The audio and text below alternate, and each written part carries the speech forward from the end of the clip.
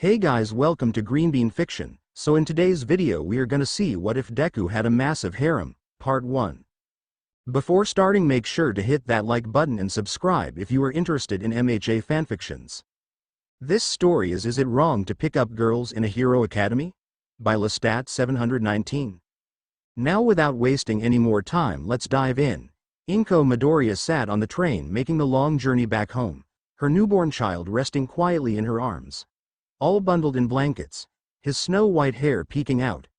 The rocking of the train had put the child into a deep slumber. She dabbed at her eyes, they were still red from her sobbing. Inko was now single mother with nowhere to go. The boy's father, a hero named Taish, the luck hero. His luck had run out when a building collapsed on him. He saved 23 people before the building fell. He had ran back in to try and save more. He wasn't a big-time hero, but he was her hero. He had saved her from a mugging, and after that it was just love at first sight. They had a whirlwind romance. She had gotten pregnant. They had decided to get married after their son was born. So with his death and they not being married, there were no spousal benefits for her. Their son at least would get an inheritance at 18. Thankfully there was that at least. So here Inko was on the way home to her great-great-great-grandmother's home. It was where her father lived looking after his great-grandmother. He had told her to come home, present her son and stay.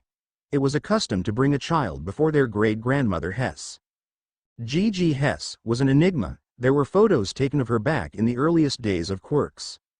People would travel from far and wide to present their child to Grandma Hess. The practice had faded quite a bit, but some still did so. Grandma Hess would take the child and give the parents a sort of prophecy or reading for the child's life. It had been said that those who followed her grandmother's advice would have better lives. So people would come to seek her wisdom and divinations. Grandma Hess was considered eccentric at most times, but Inko loved her. She had spent a lot of time with Grandma Hess since she was a kid. Even in Grandma Hess's advanced years, her eyes would always shine with hint of mischief. Her hugs would always warm in a way that it would make everything better. Inko needed it so much right now, the hug and the advice. She didn't know what life was going to be now, but she knew that Grandma Hess would have the answers. The train arrived at the station. As Inko gathered her son and bags, she waited patiently till the rumble of an old truck got her attention. Sure enough, it was her father. He was a big barrel of a man. His once blonde hair had long gone gray. His green eyes still twinkled with mischief. He wrapped his daughter and grandson up in a great hug. He laughed heartily. "Welcome home, Inko." They rumbled home, her dad prating on about life in town and such things. She could see that her father was trying to find the words. Her father could do many things, but handle emotions was hard for him. That was her mother's job. She had passed when Inko was 12. He had done his best, but it was still hard. The conversation had almost stopped till they turned onto the long road to the house. "How are you holding up, Inko?" he said in a soft voice dripping with love for his baby girl. "Good hours and bad hours. It is more of a minute-by-minute thing. I miss him so much, I just don't know what to do." She dabbed at her tears with a handkerchief. "I know it is hard, honey. I still miss your mom every day.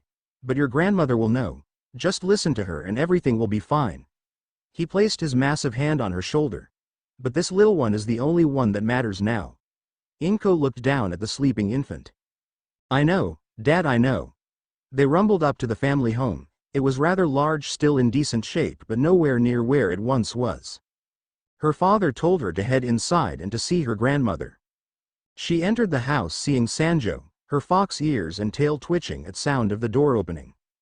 Sanjo had been with the family for generations. She was the housekeeper, maid, problem solvers, surrogate mother, playmate or anything else.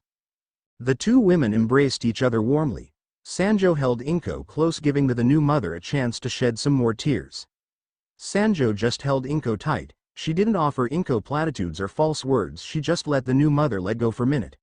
When Inko composed herself more, it was then that Sanjo informed her that Hess was waiting out back in the garden. Inko emerged into the backyard to find her grandmother sitting in the garden surrounded by all kinds of bright-colored flowers. Inko loved her grandmother's garden. When she was little, she would sit there with her for hours listening to stories and songs. Sometime Inko would not say anything but just admire all colors around her, especially when the fuchsia, campanula, lily of the valley, foxglove, and angel's trumpets were all in bloom. Like now all the flowers were in bloom and in the center of it all sat her grandmother. Her grandmother had her head tilted back, her eyes closed, and he could hear her muttering to herself. Inko waited for a moment before her grandmother turned to her. The faint sound of a bell jingling could be heard. Her grandmother was a small plump woman. Her once long blue hair was now white. She still wore it in pigtails held in place with ribbons that had these old silver bells tied to them. She smiled at her granddaughter and held out her hands. "Welcome home, my little butterfly. It is good to be home. I have missed the warmth of your hearth." Inko responded. Her grandmother had taught Inko this language a long time ago. Inko loved it. It flowed almost like a song or water. It would make Inko feel warm whenever she spoke it. It seemed to resonate deep inside. "I am so glad that you remember, little butterfly. Now come show me your son and let us talk of tomorrow." Inko walked over and handed her son to Hess. Grandmother took him in her arms and silently looked down at the boy. The boy's face squinched as he fussed, letting out small cries. His little eyes opened, looking up at his great-grandmother. He looked to be about to fuss, but he just stopped. Green eyes stared into blue. It seemed like a wealth of information was passing between the two. Inko watched her grandmother begin to tear up and she looked down. "Welcome back, hero. Does the world call for you again?" The tears fell softly on the boy. "Did you come to see me one more time before I go home? Oh, how I have missed you." Inko looked on confused. She didn't understand all the words her grandmother had said. It was the look of joy and sadness on her grandmother's face that had caught her attention more. She had never seen her grandmother like this, and the way she spoke, so full of love. "Is everything okay, mother of the home?" "Oh yes, little butterfly. You see, your son is destined to do great things. He is going to be the greatest hero this land has ever seen. His footsteps will leave footprints in the annals of history. I hope your dreams for the future include grandchildren." "Grandma, are you sure? More so than the sun will rise tomorrow, or that water is wet. Now come sit and tell me everything, but tell me the most important thing. What is his name?" "Izuku Beru Midoriya." "Beru. Yes, that was his father's name, Beru as in bell." Her grandmother began to laugh, and laugh. Tears fell again. "Welcome home, Belle." That evening as they sat at the table eating, Inko felt good. Her grandmother had made a strong prophecy about her son, though it was strange. Her grandmother had listened to Inko's story and told her granddaughter that she was going to go back to school. Back to university to get her degree to become a doctor. Inko had protested. She had wanted to become a doctor when she was little but had switched to nursing. Now she was a 19-year-old single mother. Grandma Hess wrapped her walking stick on the floor, telling her she would go become a doctor and come home on the weekends to spend time with Izuku, that they would take care of the boy while she did this. She would go and prepare a proper future for her and her son. That now was not the time for Inko to put her head down and do what needed to be done to secure a prosperous future for Izuku and herself. There was no arguing with her. Inko knew that. She also knew that if she listened to her grandma Hess, then things tended to work out in people's favor. If her grandmother saw this for Inko, she would listen. She had to create a good life for Izuku. That night as Izuku slept, his grandmother slipped into his room. She unswaddled the child, stripping him to only his diaper. She pulled out a black dagger from her clothes and made a small cut on her finger. She traced an intricate design on the child's back. "With the blood I mark you, with this blood I bind thee. Let your growth be swift and heart always remain true. Let the world tremble, for the Argonaut has returned." Time. Grandma Hess gave Inko some time to recover before she put her granddaughter to task. When the school said no, Grandma Hess made a phone call and all of a sudden a spot opened for Inko. Grandma Hess arranged for a small apartment on campus for her. Train tickets every Friday evening and Sunday afternoon. Inko steeled herself and clutched her fists. For Izuku. This was her mantra. Difficult class, for Izuku. Too tired to study, for Izuku. Want to skip a study session or lab, for Izuku. Heaven and earth would tremble before this ball of green hair determination. It was for her son, for her Izuku. She would call and talk to him every night. She cried when she missed his first step, word. Hess. Second. Mama. So many firsts. But with her mantra in her heart and mind she would persevere. Izuku knew love. He was loved. Grandma Hess loved him so much. His first memories would entail her, the sound of the bells in her hair, her laugh and mischievous nature. The silly language she spoke, the wondrous stories and tales she would tell him. But, there was one set of stories that were his absolute favorite. The many adventures of the brave, brave rabbit. The way his grandma would tell him the stories, with whispers and shouts, the different voices. The little mouse supporter, the fox maid, the wise crow warrior, the red panda blacksmith, the wind fairy. All of their friends and great exploration and adventures. He really liked it when the wind fairy would show up. She would come and save the brave rabbit. In fact, she was the reason the rabbit learned to be a brave rabbit instead of a scared one. The rabbit chased after Wind Fairy, but the Wind Fairy was hard to catch. That was the secret Grandma told him. He needed to find his own Wind Fairy to chase. And if he could, then he would become even stronger. He would rise to great heights, heights so great that Wind Fairy would chase him. His grandfather told him his second favorite story, the tale of the Argonaut, the great hero, the first hero. Who battled against incredible odds and monsters. Whose very deeds caught the attention of the gods themselves. The hero from before the time of heroes. The hero that changed the world. A true hero. His grandfather would stop, look around and tell him the real secret, that no one else knew. A hero job was to save every girl who was in need. Save them and love them. Izuku would giggle and laugh at his grandfather. Izuku was on the playground, playing in a sandbox. His dump truck had to move the sand. It was tough job, but his dump truck could do it, till an older boy wanted Izuku's dump truck. He couldn't give it to him, it was his grandpa's dump truck, his grandfather had given it to him. Well, the boy with bullhorns did not like that answer, so he punched Izuku and took his truck. Izuku had tried to chase after the bull, but he was so little. So he did the only thing he could do, he cried. Then there was a sudden wind and a WWWOSSSSHHH. She heard boys scream and a girl's voice yell. Stop being mean to those smaller than you, you big bullies. A shadow fell over Izuku. He looked up, as there was someone standing over him. Are you okay? I got your truck for you. Don't cry, okay? It was hard to see her. Blonde hair? No, it was blue, kind of. She was handing him back his truck. She had slain the bull and saved him and his precious truck. His tears stopped as he looked up at her. Did you make the wind the go WWWOSSSHH? Yup, I can make it whoosh a lot. See? He saw it, she made it go whoosh. His hands flew to his little mouth. The wind fairy? The little girl laughed. Yup, that is me, the wind fairy. Do not let anyone take your truck, okay? She ran off. Wait, but she didn't hear him. He tried to run after her, but his little legs didn't make it. He tripped and fell. He was just lying there till he felt the hands of his grandfather scoop him up. You okay there, my little hero? His grandfather said. You okay, Belle? He heard his grandma. Grandma, I found her, he said excitedly. Who did you find? His grandmother responded. The wind fairy, and she was pretty. Some bull kid took my truck and she made the wind go whoosh and she saved it and she brought it back, but she went whoosh and ran away. A twinkle of delight lights up in his grandmother's eyes. So, the wind fairy saved you from a bull monster. Yup. Well then you better get strong so you can catch her. I will, Grandma, I will. Izuku, 4.5 years old. Izuku was on his way home from kindergarten. Walking hand in hand with Sanjo, he was telling her all about the kids in his class and how some of them were getting their quirks. How much he wanted to get his. He hoped that his would be like the brave rabbit. He wanted to shoot fire and save people. Sanjo would just smile at him and tell him she was positive that when his quirk came in it would be amazing. They had stopped at the store to pick up dinner.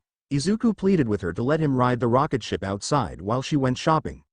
Sanjo smiled and gave him 200 yen so he could ride twice. He blissfully inserted his coin and clambered in to enjoy his trip to space. The second ride was even better as he was able to finish off the evil Freya and save the galaxy. He had just climbed out and was waiting for Sanjo like a good boy when he saw a girl with brown hair and pink cheeks running across the street. Spaceship, she cried. The girl had escaped her mother's grasp and was on a mad dash towards the object of her desire. The truck coming down the road barely saw the girl. The sound of his horn filled the air. Oh, no, the truck. Izuku thought. Before he knew it he was running towards her. He did not know why he just did it. His feet had just moved on their own. Faster, faster, I need to be faster. He felt this heat in his legs and across his back. Everything slowed down. He blinked and the girl was in his arms. The horn of the truck blaring. No, I have to save her. He blinked again. Sanjo was standing in line at the checkout. She could see little Izuku standing by the window. Then she saw him run into the street. Her scream startled everyone as she raced out into the street. She saw him and a little girl with brown hair about to be hit by the truck. It was all moving in slow motion as she screamed his name. Moments earlier Ochako was happily walking down the street with her mommy. They had just come from the doctor's office. Her quirk had come in. She could make people float. Well, she had made herself float in her bed, and her 13 action figure. She was stuck on the ceiling for a bit before they came crashing back down. She was looking at her new mittens that she had to wear, for now they looked like space gloves to her. She loved space and all things space. She looked around and there it was. The rocket ship that would take her to space for all the adventure she could dream of. She ran to her future, to the stars. The blaring horn of the truck caught her attention. She heard her mom scream. Suddenly there was a boy with snow-white hair and green eyes right in front of her. He crashed into her and she was in space. Floating, then she was in pain. Now Izuku came crashing down onto the sidewalk.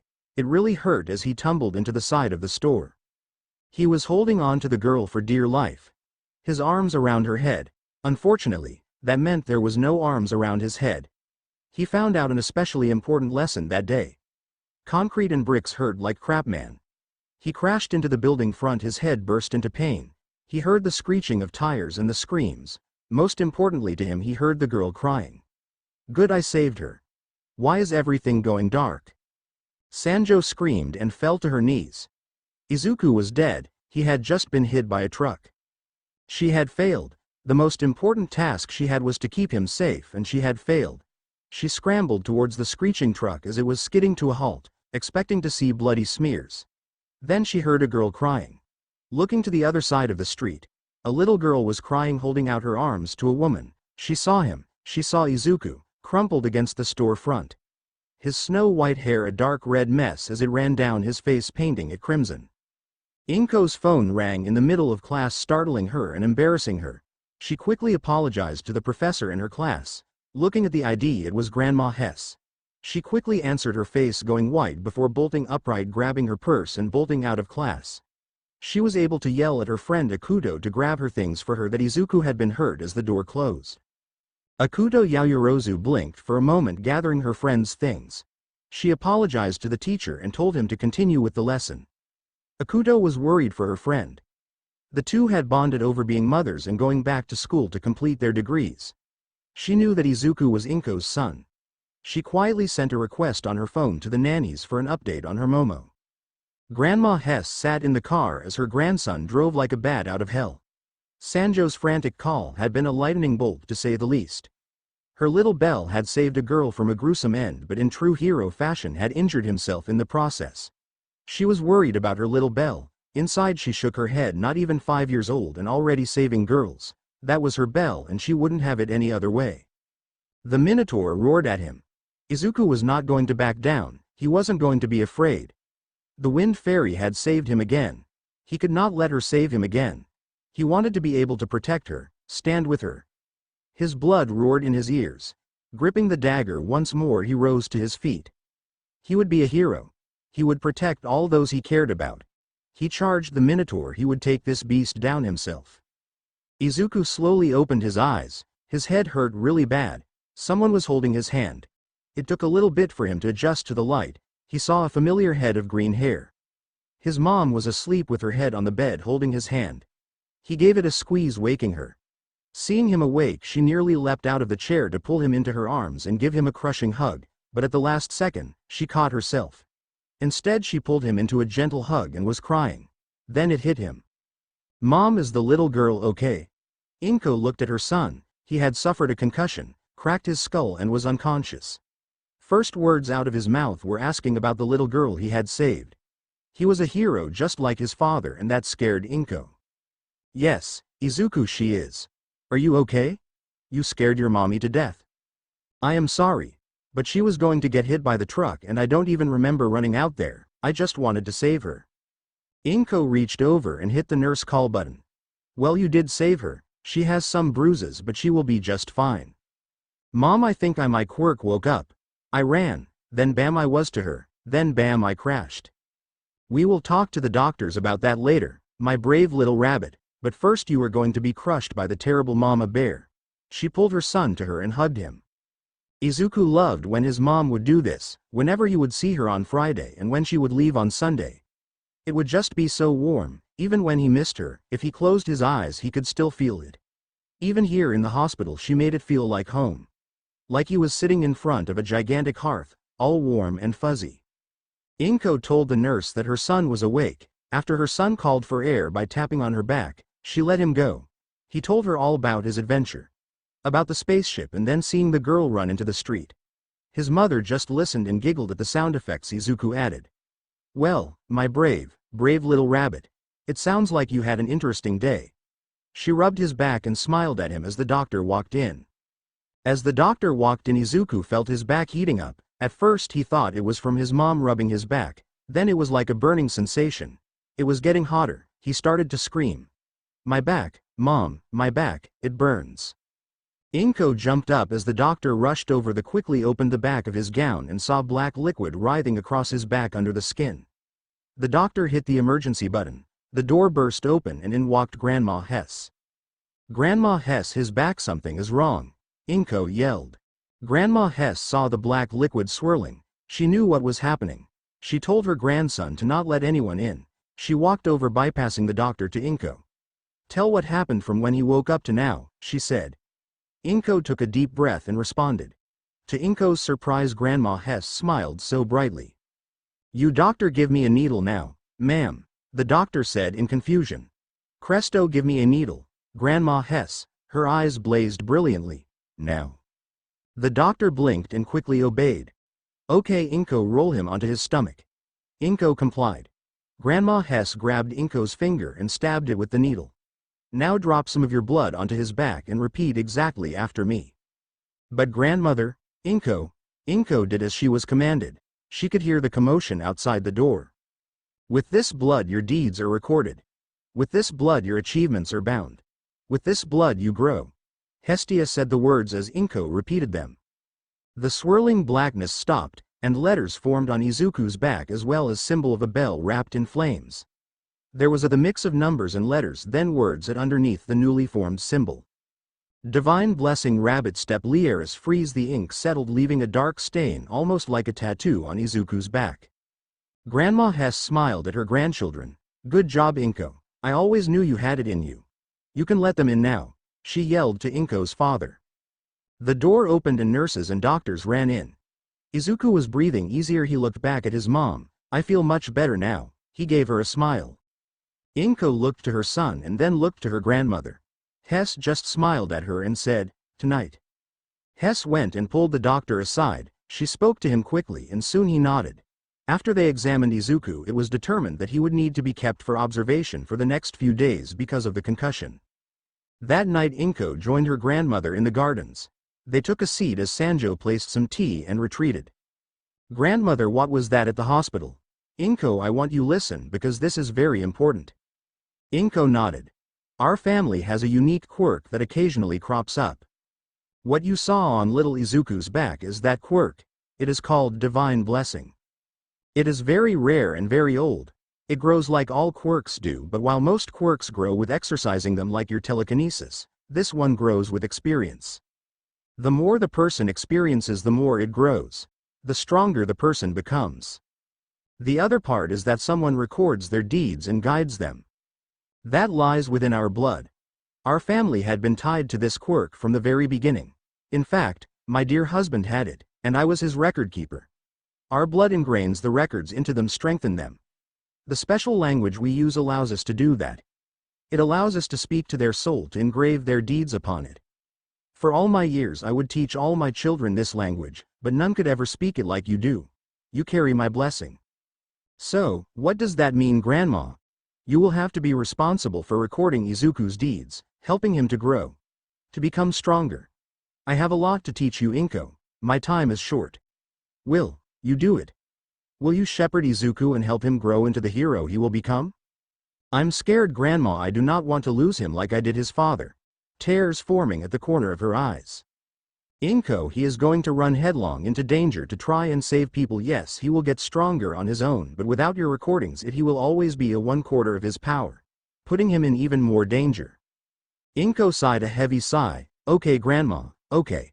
Tell me how to help Izuku and keep him safe. Okay, first let me tell you how you will bring his lovers and friends into your familia. Lovers? WWWHHHHHATTTTTT. Grandma Hess laughed and laughed. Oh, Inko, you are going to be buried in grandchildren, trust me. Time Izuku came home from the hospital 2 days later, fully healed, no stitches or staples for his busted head. It seemed it was a side effect of his quirk, divine blessing. He healed faster than most. The great part was rabbit step. After meeting with the quirk doctors and his grandma Hess, he found that he could teleport. He could disappear and reappear a short distance away. That was how he got across the street. He had stepped to the girl and stepped again. This also gave a speed burst, which explained how he had hit the building so hard.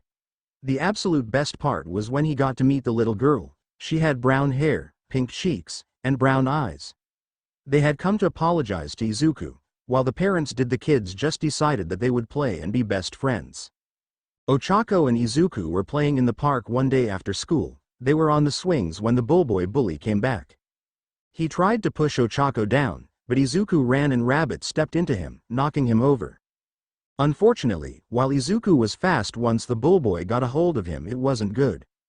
Ochako was struggling against bullboy's allies when it happened again. Whoosh, bam, oof. The Wind Fairy. Ochako and Izuku were so impressed on how she just swooped in and saved them. The even better part was she played with them. She talked really fast. It was hard for Ochako to keep up. Izuku talked just as fast. It was very funny to Ochako. Then, just like the wind itself, the Wind Fairy left. But the wind had told them her name, Najire. Izuku, 6 years old. When Izuku was 6, tragedy struck. He knew something was wrong. His mom came home on a Tuesday. Grandma Hess had not been feeling well lately. She still would tell him stories or just hold him tight and sing old songs to him.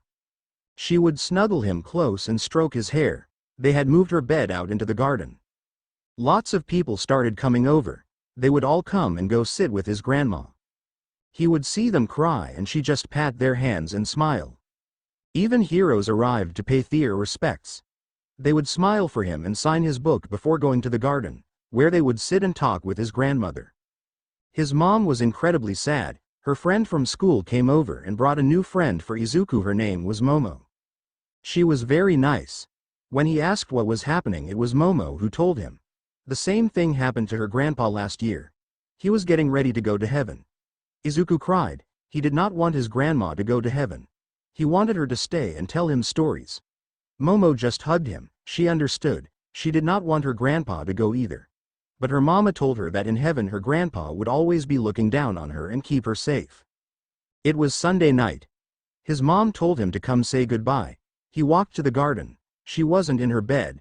She was lying on a blanket in her flowers. His grandpa was standing to the side. She was reclined. She held a hand out to Izuku. He walked over, wiping his tears. He slowly lied down next to her. My precious little Belle, I will not be able to go on this adventure with you this time. But I will be watching over you, I promise. You are going to be a great hero, my little Belle. Make sure you ring loud and clear for all to hear. I am glad I got to see you again. Now promise me something. Anything, Grandam Hess. Promise that you will never stop protecting those you care about, and promise me that you will always smile even when it's darkest. I will, Grandma Hess. Hestia, say I promise, Hestia. I promise, Hestia. Izuku started to cry. His grandma looked at him and such a warm smile crossed her face. Her eyes twinkled. He smiled back for her like he promised. She gently touched his face, her eyes closing. There was a pillar of light, such a light, it stretched to the very heavens. The pillar surrounded them. Izuku thought he saw his grandma, young and smiling as a very pretty woman with red hair and eye patch, was hugging her and laughing. There were others there. They all seemed to be waiting for his grandma. As the light faded, he saw his grandma turn and yell to him. Go be a hero, Izuku. Be the best hero ever. I will, I promise. He felt a warm heat on his back. A new word appeared. Argonaut. When the light disappeared, Grandma Hess was gone. No body, nothing. The family had a private ceremony for her. They erected her monument in the garden. Izuku, 8 years old. Izuku was sad, so was Ochako. Her best friend was moving. His mom had graduated college and was now a doctor. She had gotten a job at a hospital at Nagoya Hospital. They had packed up everything. Ochako was there sitting with Izuku. She gave him her 13 action figure. He gave her his All Might. They promised to write and visit if they could, but the most important promise was, they would be heroes together. They would go to UA together. Izuku got his first kiss that day. He was left stunned as Ochako ran away. "I love you, Izuku," she shouted as she ran away. His grandfather patted him on the back and congratulated him on his first girlfriend. As they were getting ready to leave, he saw his grandfather giving a small box to his mom. Inko, she smiled at the display of young love and the silly, stunned look on her son. She had him all loaded into car. She had bought it with part of her inheritance after Grandma Hess passed. Apparently Grandma was more well off than any of them knew. Inko, her father, Sanjo and Izuku were left sizable inheritances. Inko's school was paid for in full. She was able to buy a nice house in Nagoya near her hospital. There were funds set aside for Izuku's schooling, so Inko was able to enroll him in a private academy. Akuto had helped Inko enroll him in the same school as her daughter Momo. The house was empty. Sanjo had left to retire with her relatives. Her grandfather was going to travel the world. The house just was not the same without Grandma Hess. As she was leaving, her father walked over and handed her the box. She opened it and inside was a black dagger. It was Izuku's. Hestia's will had been very explicit in this. She closed the box, hugged her dad and walked over to the car. Now they were off to live a new life. Izuku and Momo, 12 years old. Izuku and Momo lay on their backs in the floor of her family's dojo, panting heavily. "So Izuku, any more smart ideas? Look, it sounded good in my head and your idea didn't work last week anyway." Momo smiled. "Yay, that wasn't my best idea, but it sure was fun though." "You know, Momo, so you have way too much fun doing this." They staggered to their feet. She picked up his dagger and tossed at him as he tossed her staff to her. They looked at their sensei, smiling as she straightened her maid outfit. Now young Meow stirs one more time with feeling. The duo charged in. Surly Plan 567 would be the one to lead them to victory. "Wait, is that a foot coming at me?" He awoke with his head in Momo's lap. So, plan number 567 was a failure. "Yes, it was, but thank you for taking that hit for me, it was sweet." Izuku blushed some. "That's just me, sweet as a cinnamon roll." "Well, I am glad your sense of humor is working well. Now we have to study for our chemistry test." "You know, Momo, just when I think that you are the best, you turn around and are the absolute worst." She smiled. He slowly got up and helped her to her feet. "To the library," she shouted. "Into hell," he responded. "You are spending the night tonight again." "If it's okay, Mom has the night shift again. Your room is always ready." As they finished studying, they had dinner together. Truthfully, they had dinner together most nights. As they were walking upstairs, Izuku turned to Momo. "Would it be okay if I borrowed a book from the library? I finished the one you recommended and wanted something to read before bed tonight." "Of course, Izuku, help yourself." "Thank you, Momo." Izuku wandered into the library, searching through the stacks. He was startled from his search by a cough. He turned and saw one of the maids. She had light gray hair and eyes and warm smile. "Might I recommend this one, Master Bell?" She extended a strange book with interesting markings. Izuku thought it was odd how she called him Master Bell, but something made him dismiss it. "Is it good? I am sure you will love it." "Why, thank you, Sir." "Thank you, Sir." She curtsied and left. He took the book and made his way to room, got ready for bed, and nestled down with his book. In the days before mankind was on the brink of destruction, the great beasts had risen from the depths. All was lost till a gift was given. Magic. Izuku just drifted into darkness. The Moss Unique roared at Izuku. He would end this thing. It was the only chance to save Momo. He raised his dagger. The flames filled the blade. "Argo Vestia!" he roared, leaping in to finish this once for all. He awoke, his back was sore, the book was blank. He meets Momo downstairs. Momo was very confused by his story. Things got even weirder when she told him. "Izuku, there is no servant here by the name of Seer." She summoned the head butler. They confirmed no one named that or matching the description. When his mom came home and did a recording for him, it had happened firebolt. Izuku's quirk had evolved. It was just like his stories. The brave, brave rabbit. Little Izuku squealed. Inko sat there looking down at her son's back as they completed their ritual. He was growing more so since he was training with Momo in her dojo. All these years she could see it, every time they updated his status. She could see the numbers growing. It was so great to see, it helped her sleep better. She knew he was getting stronger. Izuku, 16 years old. Izuku and Momo were sitting in a private terminal at the airport. I am going to miss you too. But you cannot pass up the opportunity to take those classes at Cambridge. You earned that internship. Besides, it is only 2 years. You still want to go to UA, right? Of course, I will be back to apply and take the exam. Nothing will stop us. He smiled. She leaned over and gave him a kiss on the cheek. I'll see you at UA. Izuku. Izuku stared deeply into her beautiful black eyes. He leaned in and kissed her lips. I can't wait. Momo flushed red as she turned and walked out the gate to her waiting plane, her fingertips on her lips. Izuku sighed and headed home. He had wished that he had summoned up the courage sooner. Maybe when she gets back, he wondered. Izuku, it was a definite adjustment period with Momo being gone. They would text each other as they could. Her classes were rather intense. Izuku was studying and doing his training. Unfortunately, he didn't have access to combat maids anymore. He was on his way home one evening when a woman carrying a child burst from an alley right into him. Luckily, Izuku had grown to respectable 5 feet 10 and was in great shape from all his training. He did not fall.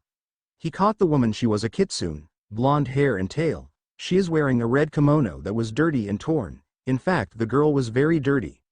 The child in her arms was not much better. She wore a dirty, tattered gray nightgown, arms heavily bandaged. The smell of dirt and blood clung to them. Please take her and run. Don't let them get her, please. No, Haru, you have to come with me. Please, sir, please save us. Izuku did not know exactly what to do, but he knew he had to save them from whatever they were running from. That was a hero's job. He felt it, something emanating from the alley, a dangerous aura. Out stepped a man, black slacks and shirt, white tie, green jacket, plague mask, brown hair, gold eyes, slightly taller than Izuku by a 1/2 inch or so. I'm sorry, sir, my sister is ill. She doesn't know what she is saying. Please take her, sir, please, the kitsune whispered. Save us, please save us, the child cried, clinging to him. Izuku knew that this man was dangerous, but he had to try. He moved the 2 girls behind him and drew his black dagger, the lettering on it glowing white. I don't think I can allow you to take these girls. They don't want to go with you. Foolish boy. The man flexed his fingers. He looked over at the 2 girls and whispered, when it starts, run. I will keep you safe, but I need you to run away. The kitsune nodded. The boy they had just met was going to fight for them. For a common whore and lost child. A hero had come, just like her favorite story. The man flexed his fingers. Izuku tensed, ready to do battle. As the man reached to strike the ground with his palm, Izuku rushed forward. The strange man wanted to make contact with the ground. If he wanted that, then Izuku needed to stop that. He didn't know this person's quirk, but analysis told him as much. Firebolt. He yelled, stretching out his palm. I just need to let them escape. The fire magic raced forward, impacting just as the man was about to make contact, causing him to leap back, his hand singe. Rabbit step. He surged forward, suddenly up close to the man. He swung his dagger. The man snarled as he caught the blade in the palm of his hand. Letting out a grunt, he activated his quirk. He would destroy this blade, then this annoyance. Nothing happened. The man froze in surprise. This gave Izuku the opening. He pivoted off the ground, delivering a spin kick that sent the man flying. Trying to press his advantage, he charged forward. The man touched his own hand and Izuku froze as it exploded, then reformed. His pause cost him dearly as the man slammed his hand into the ground, causing the alley to explode in sharp spikes. Izuku twisted to avoid being impaled, but he still suffered a nasty gash on his side. Quickly he regained his balance and pushed off towards the wall to gain some air. The spikes were chasing him up. Faster, I need to go faster. Rabbit step. He bounced along the walls, climbing higher till he exploded out of the alley into the air. Twisting to find his bearings, he saw the man. With a smile, Izuku said, "Gravity works." Down he went. He pushed Firebolt into the blade, again, and again. Step, step, the pushed through and past the spikes. The man raised his hand to destroy this pest coming down on him. Argo Vestia. He roared. The man fell back as Izuku contacted the ground with his strike. The explosion rocked the area, the spikes exploding around them. Izuku's world was spinning. Too many steps. No, I can't go down yet. He pushed off the ground to his opponent. He didn't see the second one until he was bulldozed out of the alley from the impact. He rolled into the street, his clothing tearing and fraying from the asphalt. Ribs broken, he managed to roll to his one knee as he coughed up a torrent of blood. Out of the alley stepped a beast. The beast that Izuku had seen before, in a dream. It was a minotaur all red with tufts of black, red horns. It stomped out. Hot breath escaping its nostrils. Asterius. Kill him. The beast roared and rushed the would-be hero. Izuku rushed forward, ducking under the attempted gore of the beast, sliding between the beast's legs, his dagger slashing into its legs. He stepped again to the man, this time appearing behind him. Overhaul was ready when he saw the pest disappear, so he thought. The sharp biting pain in his shoulder told him otherwise. As the black dagger dug deep, he saw the fire build up in the blade. Immediately he touched his shoulder, exploding it and his arm, knocking the hero back. He rolled to his side as the Asterius came in and grabbed the hero by his head and introduced him into the wall. Izuku screamed. He dug the blade into the beast's arm. Firebolt, the forearm exploded, sending the hero to the ground. He barely rolled to avoid certain death as the spike exploded. He was impaled in the right side of his gut. He saw the beast pick up its severed arm as the man stumbled forward. The beast exploded in a shower of blood and guts. Izuku stared on in horror, then fear as the beast reformed as good as new. The beast charged. Izuku knew he needed to get out of this alley. He pushed it as hard as he could. Rabbit step. The man swung his hand behind him, barely grazing Izuku's shredded shirt, as he fell into the street again. His mind was shutting down. Too much Firebolt, too much rabbit step. He rose to his feet, his legs quivering on the verge of giving out as he saw the spikes rushing towards him. He could not dodge. Get down! A voice yelled behind him. Izuku dropped. He was a kid about his age, landed in front of him. He had spiky red hair. Placing his arms in an X. Maximum hardening. The kid shouted, as the spikes exploded against him. Eijiro Kirishima and Mina Ishido. Dude, can you believe I won the tournament? Mina squealed. No one can touch Alien Queen in Hero Dance Off Extreme. Yay bro, it was super manly. I can't believe. Mina's comment was cut off as they were barreled into. Hey, what the? Mina, you, okay. There was a kitsune, in a red kimono, holding a little girl. Help please, we need help. He is fighting them by himself, please we need help. Who is what? Mina said. Eijiro immediately put his hand on the kitsune's shoulder. What does your friend look like? White hair, green eyes. Please, you must help him, Overhaul is going to kill him. Mina call for help, he yelled as he ran off in the direction that the kitsune had come from. Eijiro, what are you going to do? The manly thing. He raced off following the sound of the explosion. He looked around as he came on the street where debris was scattered. He saw White Hair Boy come flying out the alley bleeding bad. He saw Summon in Sweet emerge, placing his hand to ground as the spikes flew at the guy. Get down. The dragon hero Ryuko Tatsuma and the Wind Fairy. Ryuko was happy for a quiet night as she and her intern were just finishing their first patrol. Najire Hado was a bundle of energy, kittens, puppies and sugar rolled into one. Najire asked questions in rapid-fire succession, chased a purse snatcher for 3 blocks, and went and bought an old lady some milk so said woman wouldn't have to go out so late to get it. They were sitting on the rooftop waiting for their relief when an explosion erupted in the distance. Najire jumped up excitedly, looking at Ryuko with a wide grin. There's Villany afoot, she yelled. Ryuko sighed. Yes, there is Najire, let us see what can be done about it. Taking the form of a dragon as she leapt into the air, they raced off. The street warriors. Dude, you got to get out here, you're bleeding out.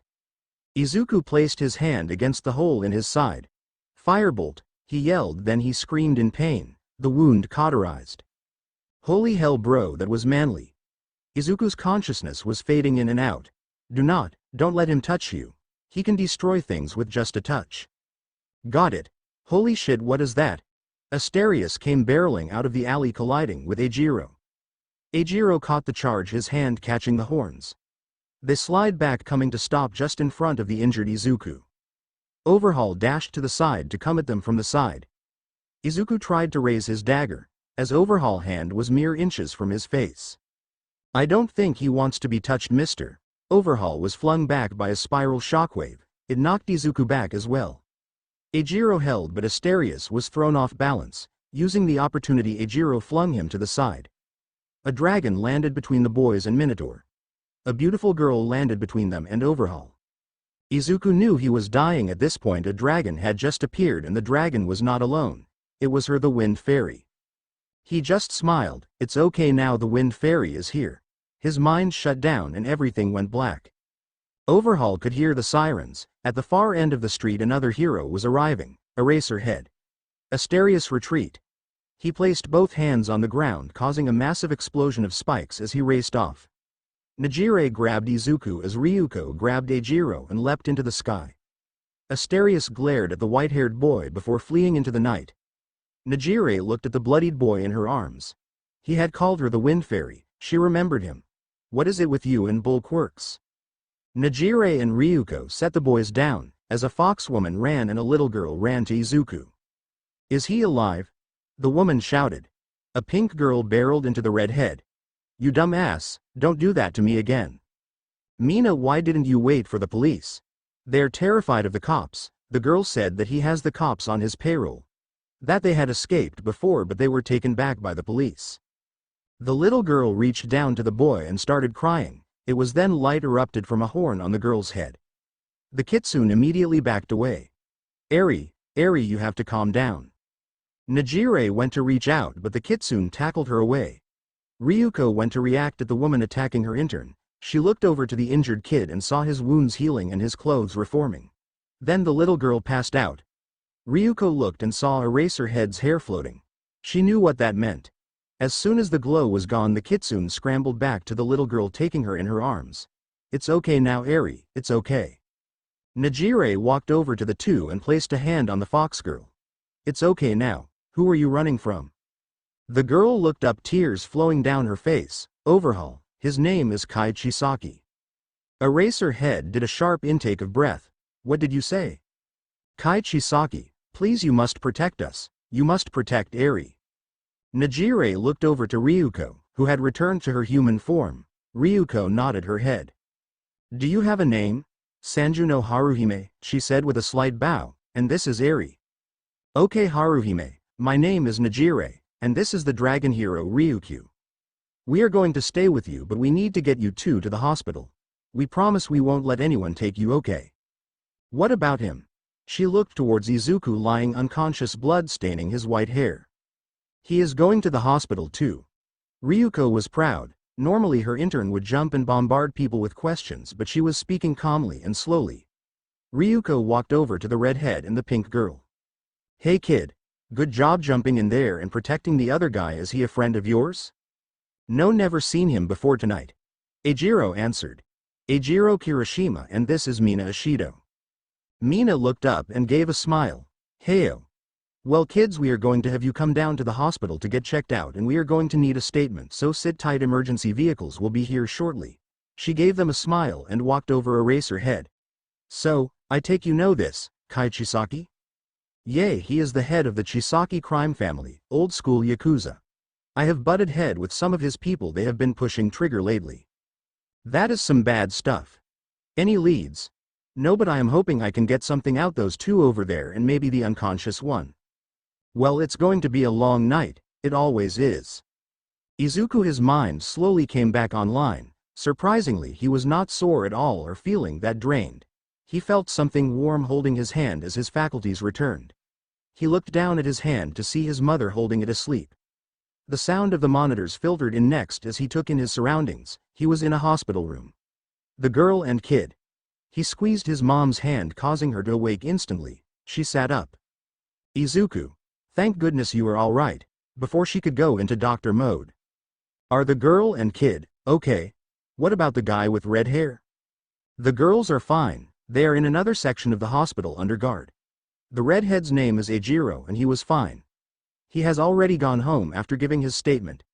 Now Mr. Doctor mode activated. As soon as he answered her questions she switched to mom mode and smothered him with hugs and tears, till he tapped her on the shoulder. Air. She pulled back. You scared me, Izuku. I need to go let them know that you are awake, and the police have been waiting to take your statement along with some grumpy pro-hero.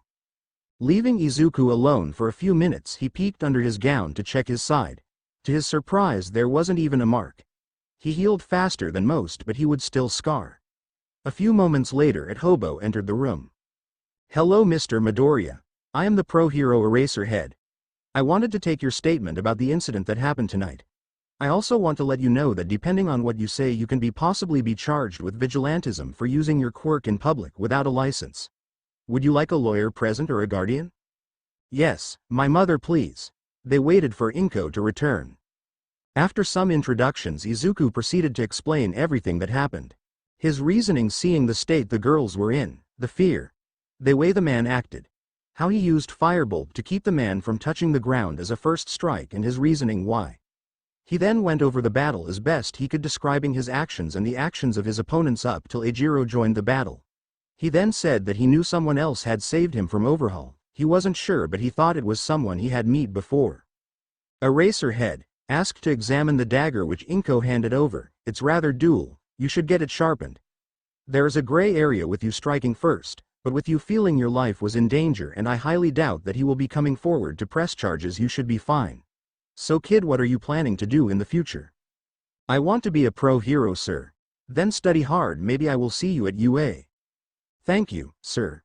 Eraser Head. The police came in and took his statement. The doctors overseeing his case told him he would not be going home till tomorrow. Then she blew in like the wind. She was right in his face mere inches away. She smelled nice. She was even more beautiful than he remembered, and more grown up. He felt himself turning red. Hey dump truck kid. Why are you red? How are you? It has been a long time. Why did you pick a fight and not run? What's your quirk? Why do you have dual knife? Did you know you were fighting Overhaul? How about the girl? Is she your girlfriend? Is that your kid? I can't believe you recognized me. You even called me the Wind Fairy. I like that name. Can you tell me? Ryoko had followed her intern into the room and pulled her away from the patient. Najire, calm down, he just woke up. I was red because you were so close and very pretty. It has been 12-ish years. I just wanted the girls to get away. It's called divine blessing. The knife is a family heirloom. I have no idea who Overhaul is. No, I never meet the kitsune before tonight or the kid. I don't think I could ever forget you and sorry for the calling you the Wind Fairy name. His mouth finished vomiting out answers as his mind just caught up with two statements he had made. 1. He called her very pretty. 2. He said he could never forget her. His mind decided at that point to check into witness relocation at that moment and he blue screened. Najire was surprised on two fronts. 1. He answered every one of her questions. 2. He thought she was pretty. Make that 3. He knew how long it was since they had last seen each other. She blushed and looked away. Ryoko laughed. Dragging her intern out of the room, apologizing to Inko, who was stifling a laugh at the how thing. When Izuku came back online, it was just him and his mom. Please tell me that was all a very lucid dream? Nope, you just told your Wind Fairy how cute she was. Kill me now. I do not think so, mister. How are you feeling? Actually, I feel great. I really can't wait to get home so you can give me a recording. Well, everything looks good from the medical scans and your physical evaluation. I am going to go home and get some sleep. I will be back tomorrow to take you home and bring you some fresh clothes. I love you, Izuku. I love you too, Mom. The beast was before him again, this time black not red, but he knew it was his same advisory. They battled in the city square. He failed, the beast won this time. He would not lose to this monster again. Their next meeting would be their last. Ox Slayer luck. Izuku went home the next day and was very happy when Inko had done his recording. He wasn't sure what the LVL2 meant, but he felt incredible. It had been 2 weeks since the incident. After several interviews with the police, Izuku was not charged with any crimes. He was free to begin his training again. He did receive a massive earful when he told Momo everything that had happened. So you just saved a kitsune and a little girl from a gangster? Kind of, I just held them off till help arrived. I am not sure that counts. Izuku, I very sure that counts. I barely leave you and you almost get killed. What am I going to do with you? Be very kind and give me praise, or I am going to lecture you on being reckless. Which do you think it is? Probably the latter if I was to guess. Hey Izuku? Yes Momo. Why did you kiss me? He took a deep breath. Because you are beautiful, intelligent and one of the most caring girls I have ever met. I am just sorry I did not do it sooner. That I could only summon up the courage to do it as you were leaving. Well, I liked it, just so you know. I wish you had done it sooner too. Well, I am glad you don't hate me for it at least. I know that it is late, so give me a call this weekend so I can get my lecture. Fine, you escape this time Izuku, but not next time. Izuku felt so alive. He was stronger and faster. As he was off in his run, he just was bouncing with energy. He raced off into the city. He was not even tired or he arrived at his favorite cafe. The hostess of fertility. He stepped in waiting to be greeted, and take his seat. The food here was good. Ignore the fact that it was staffed by extremely, and I mean extremely cute catgirls. That had nothing to do with his love of the place. Yes, it was just the food. He was enjoying his food as his phone rang with an unknown number. He ignored it. It rang again. He ignored it. On the third time he answered. Hello? Hello, is this Izuku Midoriya? Yes, whom do I have the pleasure of speaking with? Yes, this is Eraserhead. I wanted to meet with you to talk to you more about the incident a few weeks ago. Yes sir, that would be fine. When would you like to do so? I am free right now. Where are you? I am at the hostess of fertility right now. I know where it is. I will be there in 20 minutes. I will see you then. The line went dead. He was enjoying a lovely piece of Dutch apple pie with rich vanilla ice cream when what looked like a homeless man on the verge of collapse came walking in. Izuku immediately recognized him from the hospital. He was the hostess approach and there was a brief exchange before he pointed to Izuku and walked over to join him. Eraserhead. Izuku stood up and offered his hand. Mr. Midoriya. He took the boy's hand, giving him a firm handshake before taking a seat opposite. You can call me Aizawa since I am not on duty at the moment. What can I do for you, Mr. Aizawa? I wanted to go over some things from your fight. I wanted to have you walk me through it from the beginning till the point you lost consciousness. Izuku replayed the fight for the hero, going all the details he could and what happened from his perspective. If I may ask sir, how the girls are? They are doing as well as can be expected. The little one Eri talks about you a lot. Haruhime helps to keep her calm. They're staying at UA for their safety for now. That's good. I am glad I was able to save them. So tell me about what kind of training you have. Izuku went over his personal training as well as the training he had received for a few years with Momo, but with her recent departure he was back to training on his own.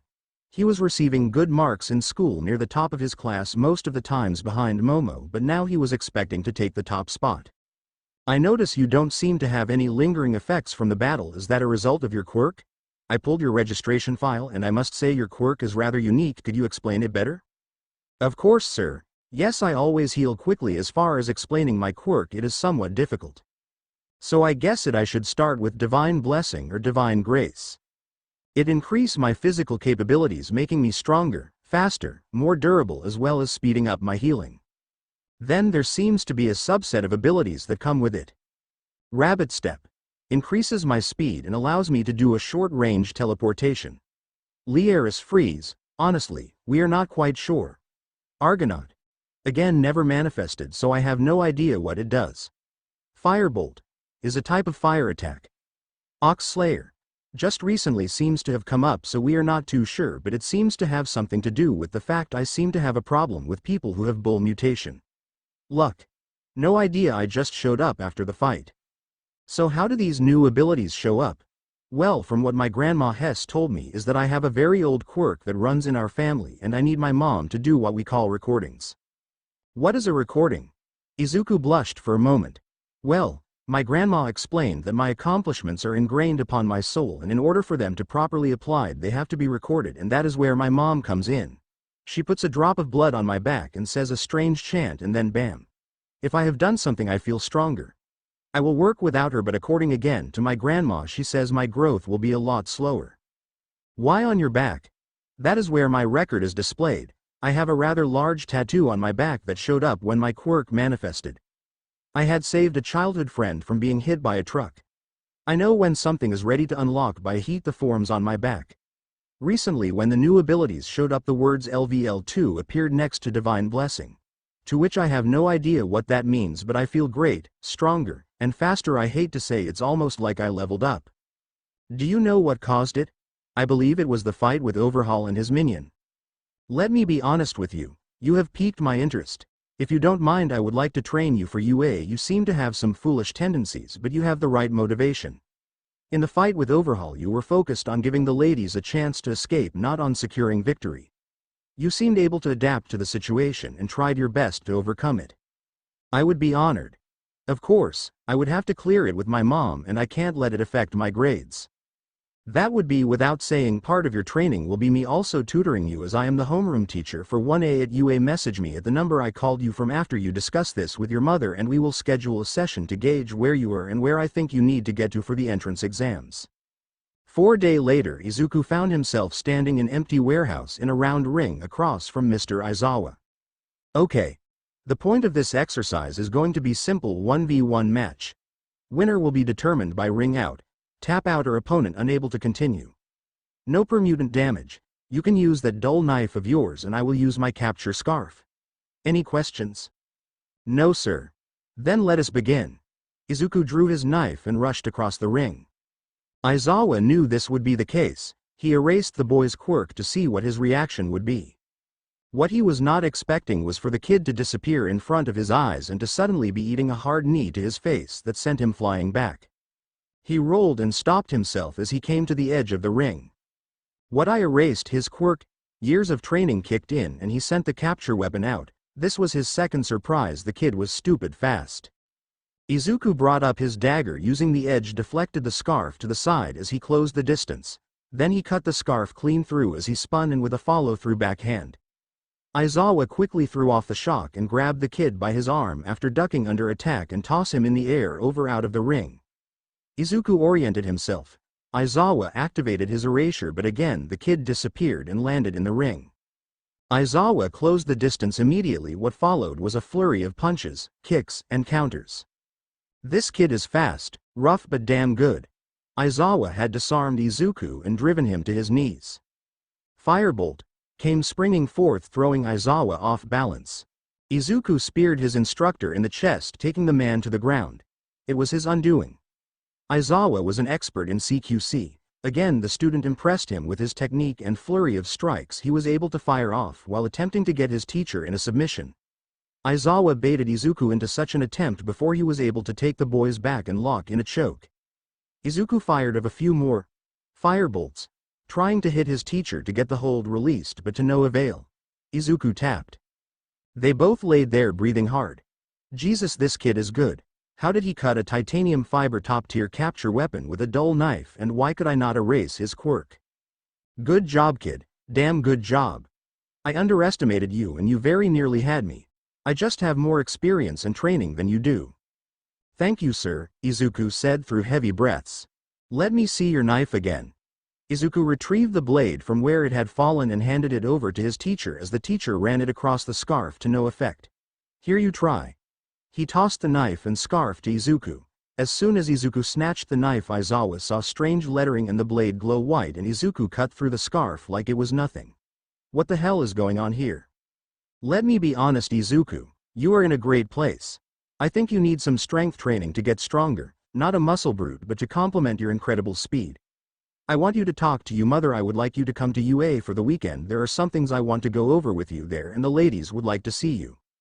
Thank you, sir. I am sure my mom will be okay with it. I will message you. If that is all then? Yes, for today I look forward to it. Do some cool down and you're free to head out. Good thing I have a backup scarf, but I am not looking to having to replace this one. UA Izuku walked from the station to the gates of the prestigious university. He stood there for a moment taking everything in before he heard two distinctly female voices calling him. He saw Eri and Haruhime running towards him with Aizawa behind them, and well as President Mike and Midnight. Izuku managed to get his muttering under control. See so many pro heroes before they got to close. Mostly because Eri just barreled into him. It is you, it's really you. Thank you so much, Argonaut. Argonaut. I am so sorry about that, Master Midoriya, a slightly winded Kitsune. I read her a story and... Oh, the story of the Argonaut. I love that story. He looked the girl. You can call me Izuku, that is my real name. Okay Izuku, thank you for saving us. The little girl said, clinging to him. As she climbed up him like a jungle gym, Izuku took her into his arms. It was my pleasure, Eri. She looked at him in surprise. How do you know my name? How could I not know the name of the prettiest girl in all the land, and her fair companion, the lovely Haruhime? After all, I am the Argonaut. The little girl turned to the Haruhime. Haru, he knows us. Haru was blushing something furious. Rather smooth there, young man. Midnight purred as she approached. Thank you, Miss Midnight, but I don't know what you are talking about, he managed as he began to blush. Oh Shota. I like this one. Midnight cooed. Calm down Namori, please, you can join us. Mr. Midoriya, please follow us. Izuku followed after the heroes, all the while holding Eri and talking with her and the blushing Haruhime. He was asking how they were being treated and couldn't help but marvel at the love of apples that Eri was gushing about. It then broke his heart as he found out that Eri didn't even know what an apple was till she got to UA. Eri was so full of joy just holding onto Izuku and just babbling at him about all the thoughts that were popping into her head. Haru and Namori were fighting back tears as they saw the pure joy on Eri's face. It was the first time they saw the little girl's smile. Izuku answered all her questions, never missing a beat. Just smiling back at the little girl. And then Mina with the pretty pink skin said we were horn buddies, and Eiji said was super manly. I don't know what that meant, but I was funny how he said it. The Midnight said you were coming and I was so excited, I really wanted to see you again because you saved me and Haru just like the stories she would tell me, and you.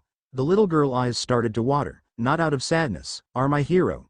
You save us, you save us. Eri just buried her face in his shoulder, crying, repeating the last line. Izuku and the group stopped walking. Izuku just held her close. I will always save you, Eri, you and Haruhime. All you have to do is call me and I will be there. No matter what or who, I promise I will save you. Eri cries slowed. She looked to his face. Promise? I swear. Eri just rested her head against his shoulder, not saying anything as they walked. Haruhime simply slipped her hand into his as he looked over to her. Thank you, Master Midoriya. Thank you for everything. Haruhime, please just call me Izuku. He blushed. The master thing is a little much. Okay. Izuku. The group continued into depths of UA. They broke apart reluctantly on Eri's part as they approached Gym Zeta, but after Midnight promised they could watch Izuku train and then have lunch with him, the girl released her death grip. Izuku followed President Mike and Aizawa into the gym where he saw Cementos and a small rat, dog creature. Mr. Midoriya, this is Cementos. He will be helping us out today as well, and this is the principal of UA Nezu, Aizawa said. Pleased to meet you both, he responded with a bow, trying to calm his nerves. But, Mr. Aizawa, why are we here? Is something wrong? No, Mr. Midoriya, and yes. First, the girls really wanted to see you, as you can tell by their reactions. Second, there are some things from our first training that are bothering me, and I wanted to get some assistance from my colleagues. I cannot erase your quirks. I tried when we began our session, and it did nothing. The scarf you cut was a titanium alloy weave. It should not have been able to be destroyed in such a manner. That blade seems to react only in your hands very much differently than any I have ever seen. After Mr. Aizawa shared his discoveries with me as well as how relayed your quirk, I wanted to come here and meet you myself, as this is most interesting. The little creature said, adjusting his vest as he walked over. As Mr. Aizawa already said, I am Nezu, the principal of UA. Would you mind showing us your back? Izuku did as he was asked, stripping off his shirt before turning and kneeling. Nezu could get a better look. Midnight entered at that moment. Oh, it's that kind of party, she teased. Izuku blushed as she walked over with the faculty to look at the markings. The top of the tattoo was bell wrapped in flames. Then the strange lettering and what appeared to be numbers were underneath in columns. Izuku shuddered when he felt the soft paws touch his back, tracing lines under the lettering. Interesting. I am unfamiliar with the language, or what these numbers mean. Do any of you recognize this? A chorus of no's or nope came from the men, but Midnight leaned closer. Izuku could feel her warm breath on his back. An intoxicating aroma filled his nose. He had never been so thankful to have his back turned to the group in his life, as he felt as if his face was on fire and there was stirrings of life from other parts of his body. When her nail lightly traced a line under a word on his back, he shuddered and let out small "oohhh," much to his shock. Midnight let out a small laugh, as did the rest. Izuku wanted to die right then and there. That I am pretty sure that says Liaris freeze, it means fast growth, she spoke. Are you sure, Namori? And how do you know that? Nezu asked. I have an aunt, or she may have been a great aunt, and she had it engraved on metal shield. I asked her about it and she told me what it meant. She said that it was from a very long time ago and that if I ever saw it again it would mean something very important, but she never said more than that. I just remember seeing it whenever I visited her. She would speak sometime as this strange language to no one in particular. My mom always said she was kind of out there but that she was harmless. Is there any way for you to get a hold of this aunt? Aizawa asked. I can try. She left on a trip about 10 or so years ago. We get postcards every once in a while, but I can see if I can get a hold of her. Very interesting. And does your mother read this strange language, Mr. Midoriya? Yes, she does. She never told me what Liaris freeze meant though. My many times great-grandma spoke it. She passed away when I was 6. Does your father speak it? No sir, he died before I was born. He was the pro-hero Taish. Ah, yes, the luck hero. I am sorry for your loss. What was your grandmother's name? I called her Grandma Hess, but I think that her name was Hestia. She asked me to call her that before she died. He hadn't thought about that day very much, but whenever he did he felt something deep inside, an immense sense of loss. He wiped a tear once again, his back was to them. He reached behind him and placed his hand on the handle of the dagger. It always seemed to make him feel better. Nezu watched as he did this, as the blade was strapped in holster at his waist. Is something wrong, Mr. Midoriya? No, I am sorry. Whenever I think about it still hurts, but I just touch my dagger and for some reason I feel better. It is a family heirloom. It was given to me after she passed. My mom called it the Hestia knife. May I see the blade, Mr. Midoriya? Izuku stood and turned around, handing over the blade. Nezu tested the blade, finding it dull. He looked to Aizawa, who nodded. Nezu handed the blade back Izuku and saw the lettering and blade light up. Hold the knife towards me, Mr. Midoriya. Izuku did as he was told and watched the principal run his paw lightly over the edge and shave of some of his fur. Now that is one of the most peculiar things I have ever seen. It seems the blade, come to life, only in your hands. How durable is it? It requires minimal maintenance. I have never nicked it or anything. I am also able to charge my firebolt into my blade for an attack I call Argo Vestia. Nezu nodded, turning to Cementos. He gave a nod and cement wall was erected, if you wouldn't mind. Izuku simply walked towards the wall, taking a few measured steps back. He did not notice that Mr. Aizawa had activated his quirk. Izuku instead took a few deep breaths. Firebolt. Firebolt. They all saw the blade coat in flames with each charge. He leapt forward. Argo Vestia. He roared as he struck the wall. When the blade made contact, the wall exploded. Little did Izuku know that a little girl and foxwoman were watching from an observation room. As the smoke cleared, Izuku standing there shirtless before his conquered obstacle. Haru's heart nearly thumped out of her chest. Eri was simply smiling. Haru, did you see that? That was so cool. Yes, Eri, I did. It was very cool. Izuku turned to the gathered teachers. Nezu walked over and looked at the blade still in Izuku's hand. No nicks, not blemishes. It was pristine and still able to shave fur like nothing. Mr. Aizawa, you have certainly outdone yourself. Mr. Midoriya, after your lunch I would like you to take a simple test for me, then we can talk some more. You can put your shirt back now if you wish. Don't worry on my account, Midnight said with a naughty giggle. Izuku immediately covered up.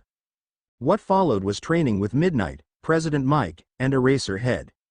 He was to bypass the two men and get to the hostage and escape. It was then that the teachers learned that he could rabbit step with someone. His distance was shortened, but it was possible. After the first victory he only managed to win 2 more times out of these 15 attempts.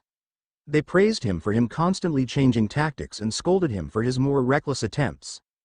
Eraserhead then escorted him to the gym to get started on his workout routine that Aizawa had set up for him. He returned to his friends. Well, what do you guys think? Holy shit, Shota, where did you find this kid? President Mike was first to speak. This little listener has so much potential. His quirk is crazy. His speed is off the charts. That knife and firebolt. Hizashi is correct. Midnight added. Not to mention that he is rather cute. When he gets in, the girls in his year are going to be in deep trouble. Haru is already smitten, but then again he saved her. Eri is just a child. He is in great shape and I agree with you if he adds some more muscle, I worry for anyone he comes against. That is exactly what I was thinking I want to train him. Maybe even put him in for recommendation. He has the heart and a great skill set. There is something about him, something that draws attention. He also apparently knows Najire somehow. Is that so? Do we know how? Not yet. I am sure we can talk to him about it over lunch. Izuku enjoyed a great lunch after his workout talking with Eri and Haru, answering all kinds of questions. Eri was particularly excited to find out he was staying the night at UA, not so much when she found that he was heading home the next day. Midnight got joy after she brought up Najire, and seeing the boy stutter for a moment explained how he had met Najire when he was young and how he had impressed him, and he wanted to be strong like she was. He was blushing mess when let slip that he had called her the Wind Fairy. He then had to explain how when he was a kid his grandmother had told him stories when he was growing up and his favorite was The Many Adventures of the Brave Rabbit. That was where he had heard about the Wind Fairy. Eri and even Haru wanted to hear the stories. Midnight did a search on her phone. I don't seem to see it online. I will have to dig deeper. I do not think there are any books except the ones I have. My grandmother wrote them down for me so I could read them. I have them at home but I know most of them by heart. Maybe after dinner tonight Eri I can tell you a bedtime story, would you like that? Yes, please Izuku. You promise, of course. What Izuku did not expect from his meeting with Nezu was to be sitting taking some sort of exam. When he handed it over the principal was bouncing with excitement before dismissing him back to Aizawa. His afternoon was nice, no workouts or mock battles, just a lot of talking with Aizawa and Midnight. He felt like he was being interviewed for something. They wanted to know about how he grew up, his home life, his ideals. They would ask him scenario questions, all kinds of things. Midnight would ask him things about romance to make him blush as Aizawa would then swoop in with morality. Midnight especially got a kick after Izuku told her about what happened with Momo, which turned to Aizawa questioning him on whether a hero should even consider romantic endeavors. That sparked a heated debate between the two with Midnight being on his side. In the end Aizawa simply laughed, letting Izuku he was just challenging him to see his passion, and to make sure that Izuku was not some closet pervert. The best part in Izuku's opinion was after Diner sitting in Eri and Haru's room and telling them the opening story of Brave Rabbit. He thought of his grandmother and he did his best to imitate her. Doing different voices, moving around, flicking lights, the whole 9 yards. He was so absorbed in the girls with the way they were looking up at him wide-eyed, almost raptured. He wondered if this was how he looked at his grandmother. As they brought the story to an end Eri's eyes shone like rubies. Will you tell me more stories about the rabbit? I promise, but only if you are a good girl. I will, I promise. Okay, now good night Eri, Haru. Good night Izuku, they said in unison. As he exited the room he saw Midnight waiting. Is everything alright? Oh, yes, I was just enjoying hearing the joy in Eri's voice. I just want you to know that this is the first time we have seen her really smile. What she has been through is something no child should be, though neither her nor Haruhime. I just wanted to tell you thank you. You really did a great thing when you saved them. Stupid but great, nonetheless. I cannot wait to see you walk these halls Izuku. Off with you. Aizawa is waiting down the hall, 4th door on the left. Aizawa and Izuku entered the room, seeing Aizawa sitting at a round table with a pot of tea. Izuku, take a seat. I cut right through it. The test Nezu took, it was an advanced placement test. He thinks that you can test out of your high school classes and graduate early. I want you to do that so I can train you. I think you have some of the most potential that I have seen in a long while. I think with some proper training I would even like to submit you for recommendation. I see a lot of kids, some I know that will be good heroes, great even. Some that will not make it out there. But with you I see the potential to even be one of the greatest. I do not even know what to say, sir. I mean, yes, but of course there would be my mom, and then there is the problem of the recordings. Nezu and I would love to sit with your mother and yourself so we can talk to her. So when you get home talk to her so we can set it up. Even if she won't allow you to graduate early, we are still training anyway, but I really want to focus on this with you. Just reach out when we can do the sit down. I must get going, I have patrol tonight. No rest for the wicked. Exactly, we can never let them rest, they get stupid and overconfident then. Izuku watched as the man left, exiting the little sitting room of his suite going into his bedroom. Recommendation, huh? That would be awesome, wouldn't it, Grandma Hestia? I am getting closer, I am going to be great just like you said. Watch over me, Grandma. As Izuku drifted off into sleep, he never noticed as the faint glow drifted into the window, spreading around the corners of the room and across that whole building. Everyone that night had the most peaceful sleep that had ever. It was like they were home safe. The sound of faint tinkling of bells accompanied them to sleep. Dinner meeting. Let me understand this, Izuku. You want to test out of school and move to Mustafa, so you can personally train under Eraserhead, so you can take the recommendation entry exam. Inko said as she sat across from her son, rubbing her eyes. Yes. He replied, his voice crisp and clear. How am I supposed to do your recordings if you are so far away? She countered. I figured I would come home once a month at least. I mean, what was the plan once I got into UA? He replied. That was the plan at that point. You are already sprinting to UA, Izuku. I know that was where you were aiming for. I thought we would have more time, she said, a hint of sadness in her voice. I am sorry, Mom. I know how hard you have worked for me. If you want me to stay, I will. Eraserhead has already agreed to train me, it will just be more infrequent. But the principal and him would like to have a meeting with you to at least talk it out. Izuku said. He hated causing her any pain, but this was an important opportunity that he had to at least explore. Fine, I will hear them out. Tell them they can come to our home next Friday for dinner. Inko understood that opportunities like this rarely came along, but it didn't mean she was happy that he would be leaving her that much sooner. Even if I stay here, I would still like to test out so I can focus on my training. With Momo gone, it won't be the same. That I can agree to, Inko said, a coy smile appearing on her face. So, you kissed her, huh? What? How did you know that? He started blushing, looking down at his hands. She told her mom, who told me, of course. Do you like her? Yes. Is that okay? I know you are close with her parents. I do not have a problem with it.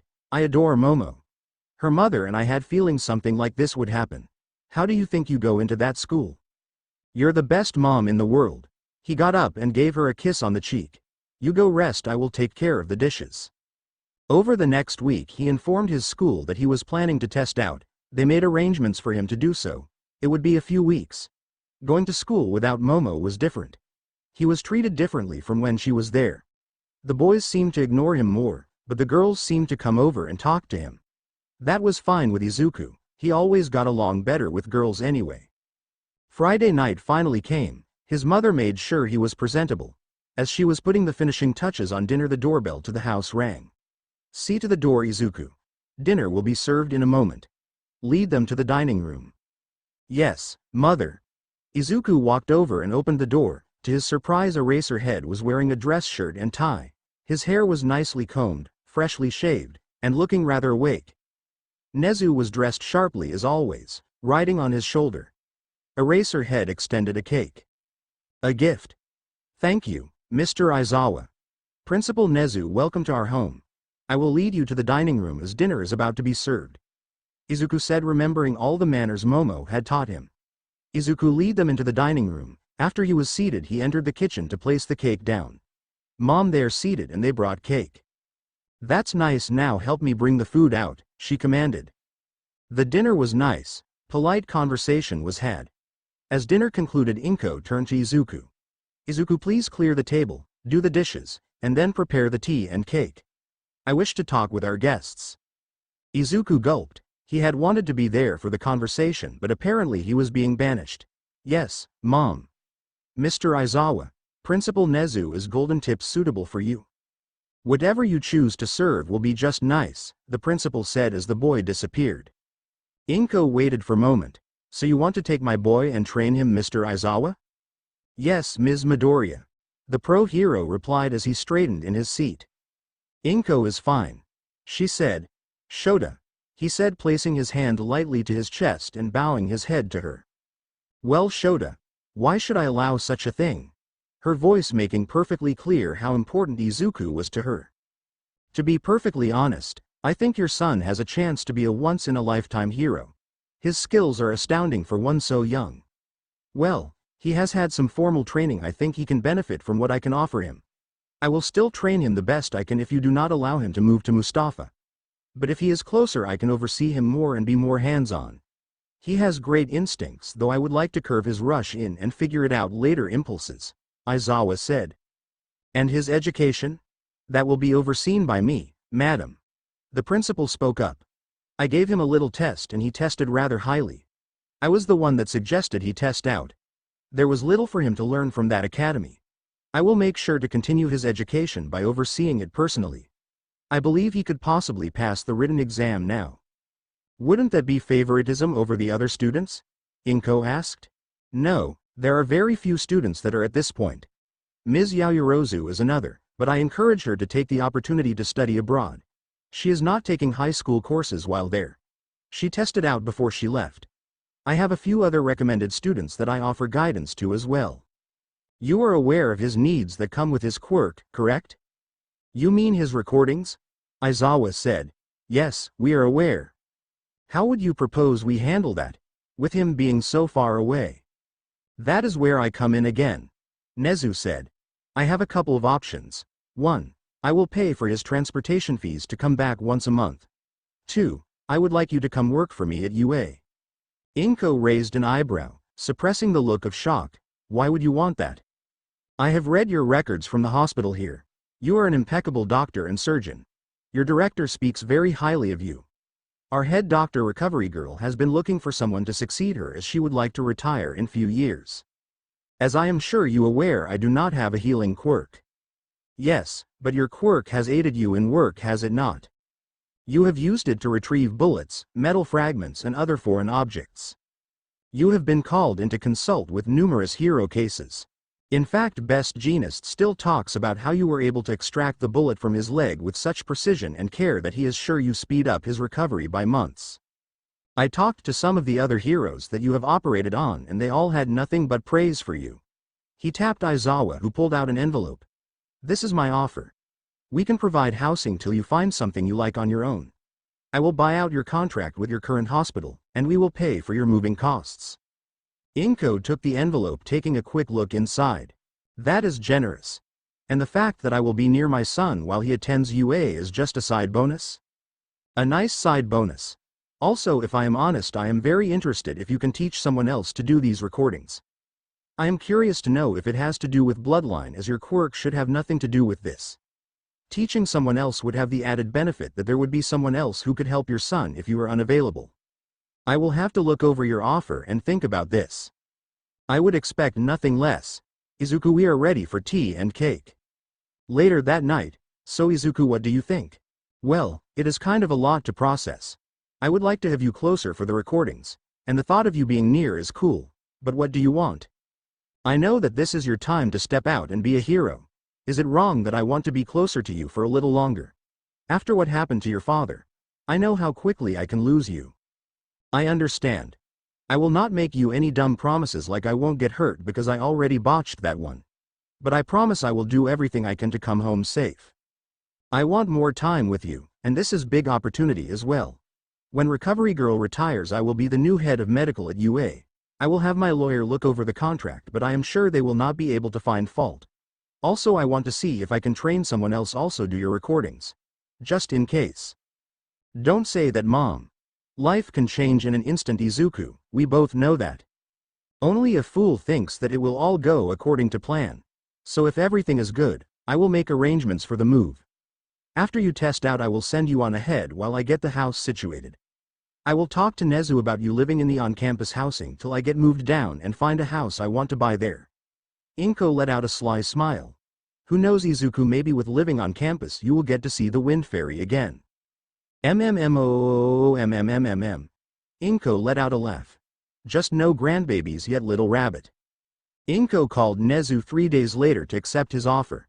She told him that she would be transferring in 2 months as she had surgeries and patients she wanted to get situated before she moved. The next few weeks for Izuku were a flurry of studying and packing. Momo was extremely excited about his move and mentorship offer. She ended their conversation with telling him if he passed the recommended exam, he could kiss her again. She even took time out of her own schedule to help him study some for his finals. Moving in, it was at the end of the month that Izuku himself moved into his new, temporary housing. They were 2 rows facing each other of 2-story homes with small front and backyards. As he walked to the door, he heard an excited squeal and sound of little footsteps rushing towards him. Izuku, Izuku. He turned to see Eri running towards him with Haruhime in pursuit. He quickly set the box down to catch the high-speed bullet as it barreled into him. Hi Eri. Izuku. Guess what? Guess. What? We live there. She pointed to the house next door. So, I can come see you every day. Oh, is that right? Well, I look forward to see you every day from now on, and you to Haruhime. Haru blushed and gave a smile as she bowed. Yes, I look forward to deepening our friendship. Is there anything I can do to aid you in your move? Izuku laughed. Sure, if you could grab that bag and carry it in for me, that would be helpful. What about me, Izuku? I want to help too, Eri pouted. Izuku thought for a moment. Oh, you can grab my backpack. Soon the three of them were sitting outside on the porch just chatting away. Midnight came walking up carrying a large bucket of chicken and all the sides. Howdy neighbor. I brought you dinner. Oh, Ms. Midnight, thank you so much. Izuku said, taking some of the bags. Please come in, I will have to find plates but. Midnight smiled at the young man. Do not fret Izuku, we have paper plates to make things simple and canned soda, she said. I thought the girls lived in the dorms I stood in when I came to visit. They did, but when I told them that you were moving in next door to me, I finally was able to convince Eri to move in. She looked over at Eri, smiling at the young girl. Oh, so you live next door, senpai? Yes, I maintain a residence here while teaching, so no peeking when I sunbathe, you naughty boy. She teased, as Izuku's face reddened and looked down at his food rather intently, causing Midnight to let out a laugh. Oh, this is going to be fun. Izuku, looking for anything to change the subject, he looked over to Haruhime. The fox girl was blushing for some reason and had a far-off look in her eyes. Haruhime, are you okay? Haru's mind had slipped into her sunbathing out in the backyard as Izuku watched her from the balcony of his home. He was shirtless, drinking a cup of coffee as his eyes wandered all over her body. She could feel his gaze lingering on her, like a hand lightly brushing over her skin. A heat began to build as she imagined him leaping from the balcony and appearing next to her. His intense green eyes looking down on her. No words were spoken as he placed his on her waist, slowly tracing it up her side. Haruhime, are you okay? She let forth a little yelp. Yes Izuku, I am good. Just thinking, that is all. Oh okay. Midnight looked over at Haru. I wonder what little thought was dancing in her head. The next morning Izuku was up bright and early as he met with Aizawa as he returned from patrol. He was stretching in the front yard as he walked up. Alright Izuku, I have your exercise plan. Ready? You are going to go on a 5-mile run, then meet me at the gym where I will walk you through your workout. After that you will report to Nezu. At the end of the day you will meet me in Gym Zeta for combat training. Your rest day is Sunday, half day Saturday. Any questions? No sensei. Good, now go. No rabbit steps. Yes sensei, and off he ran. He connected his headphones and took off. It was amazing how large the campus was. According to his senpai, on circuit around the edge would be sufficient. As he came around the pathway near the dorms, he could see some students already heading towards class. He noticed so many different quirks he almost paused when he saw this girl emerge from one of the Year 3 dorms. She was easily 18 feet tall. Her skin had this translucent shimmer that glistened like a rainbow on her skin as the sun hit it. Long technicolor hair, it was stunning. He shook his head and continued his run. He made a mental note to sketch her later. He managed to regain focus as he thought about her quirk. If it was the enormous size or if the skin and hair color was indicative of more. He was so focused that he barely didn't notice someone in front of him.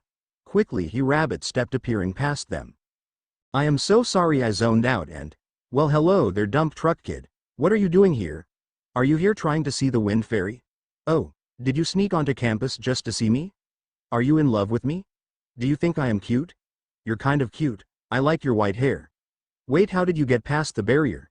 Did you just use your quirk to avoid bumping into me? Why is your face red? That seems to happen to you a lot. Are you okay? It was her, it was the wind fairy. She was there in front of him, dressed in a UA uniform, bouncing right over to him, all parts of her bouncing. She was so very close, it took an active will to not just blue screen. This scent of a spring rain filled his nostrils, and was those roses? Without thinking he took in a deep breath. It was intoxicating. Hi, he squeaked. I live on campus ATM. I was hoping I would see you again. I do not know about love, but you are very cute. Yes, I did use my quirk to not bump into you. I didn't know my face was red. A lie, and I am fine. She smiled and he almost broke again. Oh, so you think I'm cute? Wait, you said that in the hospital. Why do you live here now? Are part of the at-risk class. They have their own dorms, but those are way over there. What is your quirk? Can you like teleport through anything? You are not going to use that to teleport into the girls' shower, are you? Are you that kind of boy? Hey, is your name Dump Truck Kid or did I make that up? Why do you call me the Wind Fairy? I like that name though. Mirio and Tamaki laughed.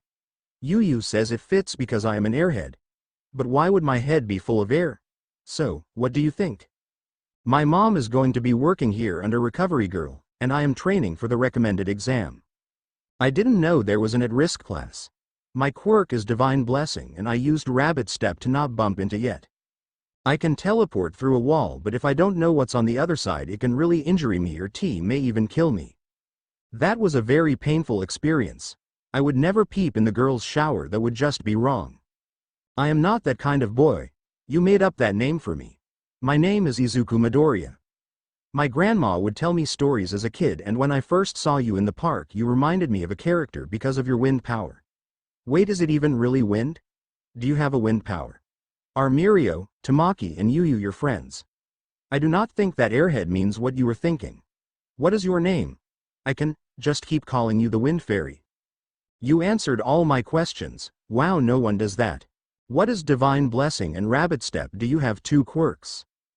Good, I didn't think you were that kind of boy. But there was this boy Randall and I thought he was nice, but he got expelled for sneaking into girls' rooms and stealing their underwear. I didn't notice, I just thought I lost them. I don't have a wind power. My quirk is wave motion. I can use it to do all sorts of stuff, but it uses my energy up. Yu says that is why I am high maintenance. I am not sure what that means. Yes, they are my friends. What does airhead mean? Oh sorry, my name is Najire Hato. Oh my god, there are two of them.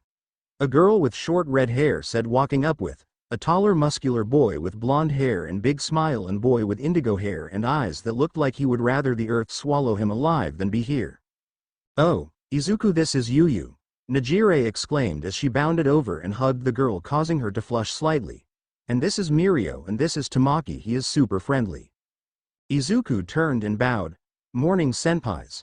Oh, is this Dump Truck Kid? Mirio asked. He noticed Izuku wince. Sorry. Izuku, is it? That is just what Najire called you. Izuku, right? Pleased to meet you. He stuck out his hand. Izuku shook his hand. Izuku Midoriya. Yay, this is him, Mirio. He has two quirks, and she was about to continue when Yu bopped her on the head. Najire turned to her friend with a look of betrayal and the cutest pout. Izuku's opinion. Yu, why did you that it hurt? Tears formed in the corner of her eyes. Yu pulled her into a hug and patted Najire's head like you would a child. There, Najire. I had to get your attention, we are going to be late. If we do not get to class you are going to get detention again.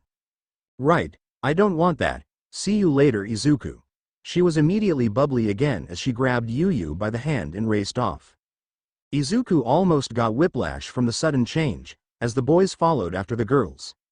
Izuku shook his head, noticed the time before taking off to finish his run. Aizawa criticized him before directing him in the exercises he wanted him to do before leaving to go teach his class. After his workout he returned home and showered before heading off to find Nezu. Nezu welcomed him with a smile before handing over a packet. The at-risk class, or the ARC. Now Mr. Midoriya, we are going to have you join our at-risk class. They each have individualized courses packets with rotating teachers to aid in different subjects. Each member of the class has come from rather unique circumstances. It is where we have Haruhime and Eri attending classes. I am sure they will be happy to see you. Can I ask about the at-risk? There is not much I can divulge to you, Mr. Midoriya, but not everyone is born with equal and quirk prejudice far and wide. Children with undesirable quirks face many challenges from the ignorant masses. I myself am an individual that comes from unique circumstances as well. It is believed that I am the first animal to develop a quirk that is not true. There were others who meet gruesome fates in labs and other abominations. These are students that have faced prejudice and mistreatment for things they have had no control over. Instead of abandoning them to the streets and more than likely a life of crime, I have brought them in to give them better chance. A place where they can learn to control their quirks and urges that come with some of them. Through patience and understanding we hope to help them to a brighter future. It is not all sunshine and roses. Sometimes no matter what we do we can never reach them, but I believe that everyone deserves a chance to feel safe. I agree. He led him to a separate building before stopping in front of the class. Your packets due at the end of the week. Quizzes will be every second week with tests at the end of the month. Yes, sir. Nezu smiled and walked away, as Izuku took a deep breath and entered the class. President Mike was standing there. Well, come on in and introduce yourself to the class, little listener, then you can find a seat. We are doing English at the moment. Izuku took his place at the front of the class. He noticed Eri bouncing her seat and Haruhime had a smile as she looked down at her packet, glancing back up at him through her long eyelashes. Hello everyone, my name is Izuku Midoriya, and I will be in your care. Nice and to the point. Why don't you take a seat by Haruhime and we can continue with the lesson. Izuku took his seat and opened his packet for English. It was rather unique lesson. He noticed while President Mike was giving broad overviews on some stuff, he would then add specific portions that seemed to be for individual students. Izuku found it rather remarkable. He was teaching 7 different lessons at one time. After English it was math, followed by science. It all followed the same pattern. Science class seemed to wrap up early before the teacher told the class that they could enjoy some free time before lunch. As soon as that was said, Eri sprang from her seat and ran to him, hugging him. Are you in our class now? Yes, until the recommendation exam. Yay, we get to eat lunch every day for now. That sound like fun. I normally make Eri and mine's lunch. I would be happy to make yours, Izuku, if you like, Haruhime said. I wouldn't want to cause you any more work, Haruhime. It wouldn't be much more work. I just cook a little extra, please. I would be my pleasure to repay you just a little bit for what you did. And what did he do, Haru? A blonde girl came over, placing her arm around Haru. She was slender with her hair done up into 2 messy buns on the side of her head. She had golden yellow eyes that reminded him of cat eyes. Himiko. Haru whined. Ah, Haru, don't be like that, Himiko cooed as she reached out and stroked Haru's tail. A tall girl with Mediterranean skin, black hair and purple eyes walked over and lifted Himiko off of Haru by her Himiko's uniform. Toga, what did we talk about?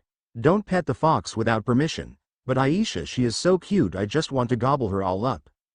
No buts, Toga. She turned and looked towards Izuku. Hi, I'm Aisha, this little troublemaker is Toga. Toga gave a wave. She pointed to a hulking boy in the back. That's Bob. Bob was a beast of man, 8 feet tall and about 6 feet wide. His entire body was gray and crazy muscled. He had a gentle and serene look on his face. She then pointed to another girl with blue hair and light green eyes. That's Cassandra. The girl squeaked and ducked down behind her book. The twins in the back are Reijin and Fujin. She pointed to 2 boys that seemed to be arguing about something. The both had single black horns rising from their foreheads. Reijin had black hair with yellow tips and was slimmer of the 2. He had jagged scars running down his arms that looked like electrical burns. Fujin was broader with blue tips instead of yellow. His hair was wild and unkempt. Pleased to meet you. Izuku smiled. Izuku Midoriya, pleased to meet you, Aisha. Over the weeks Izuku had settled into a nice routine. He would exercise in the morning, go to class, enjoy the lunch that Haruhime made him every day despite his protests, then go to combat training in the afternoon. Eri would leave at the class after lunch to go to daycare so she could be with other kids her age. He eventually was incorporated in training with his classmates. He sat watching a spar between the twins, jotting notes in his notebook. Himiko Toga quirk. Transformation. After ingesting blood, she was able to transform into that person, gaining their physical characteristics but not their quirk. Himiko is wild and loves to tease. She needs blood regularly to avoid starvation. Going without can cause her to enter an almost psychotic state. Apparently, her parents starved her of blood, causing this, and she ended up in trouble with the police after she assaulted another student in elementary school. With daily blood intake, she has been able to keep herself under control. She is extremely skilled with knives and has been a great helping me improve in that area. She is amazingly quick and very adept at stealth. I need to ask her to help me in that area as well. Aisha Belka quirk. Hellkyos Aisha is able to generate a shockwave attack that cuts through the air or ground. It seems to be some sort of kinetic energy that she builds up and releases in combat. She seems to able to make it more concentrated so it cuts like a blade when it hits something, or she can make it explode when it does. Aisha is a strong fighter who specializes in close-range combat. She is quick and very strong.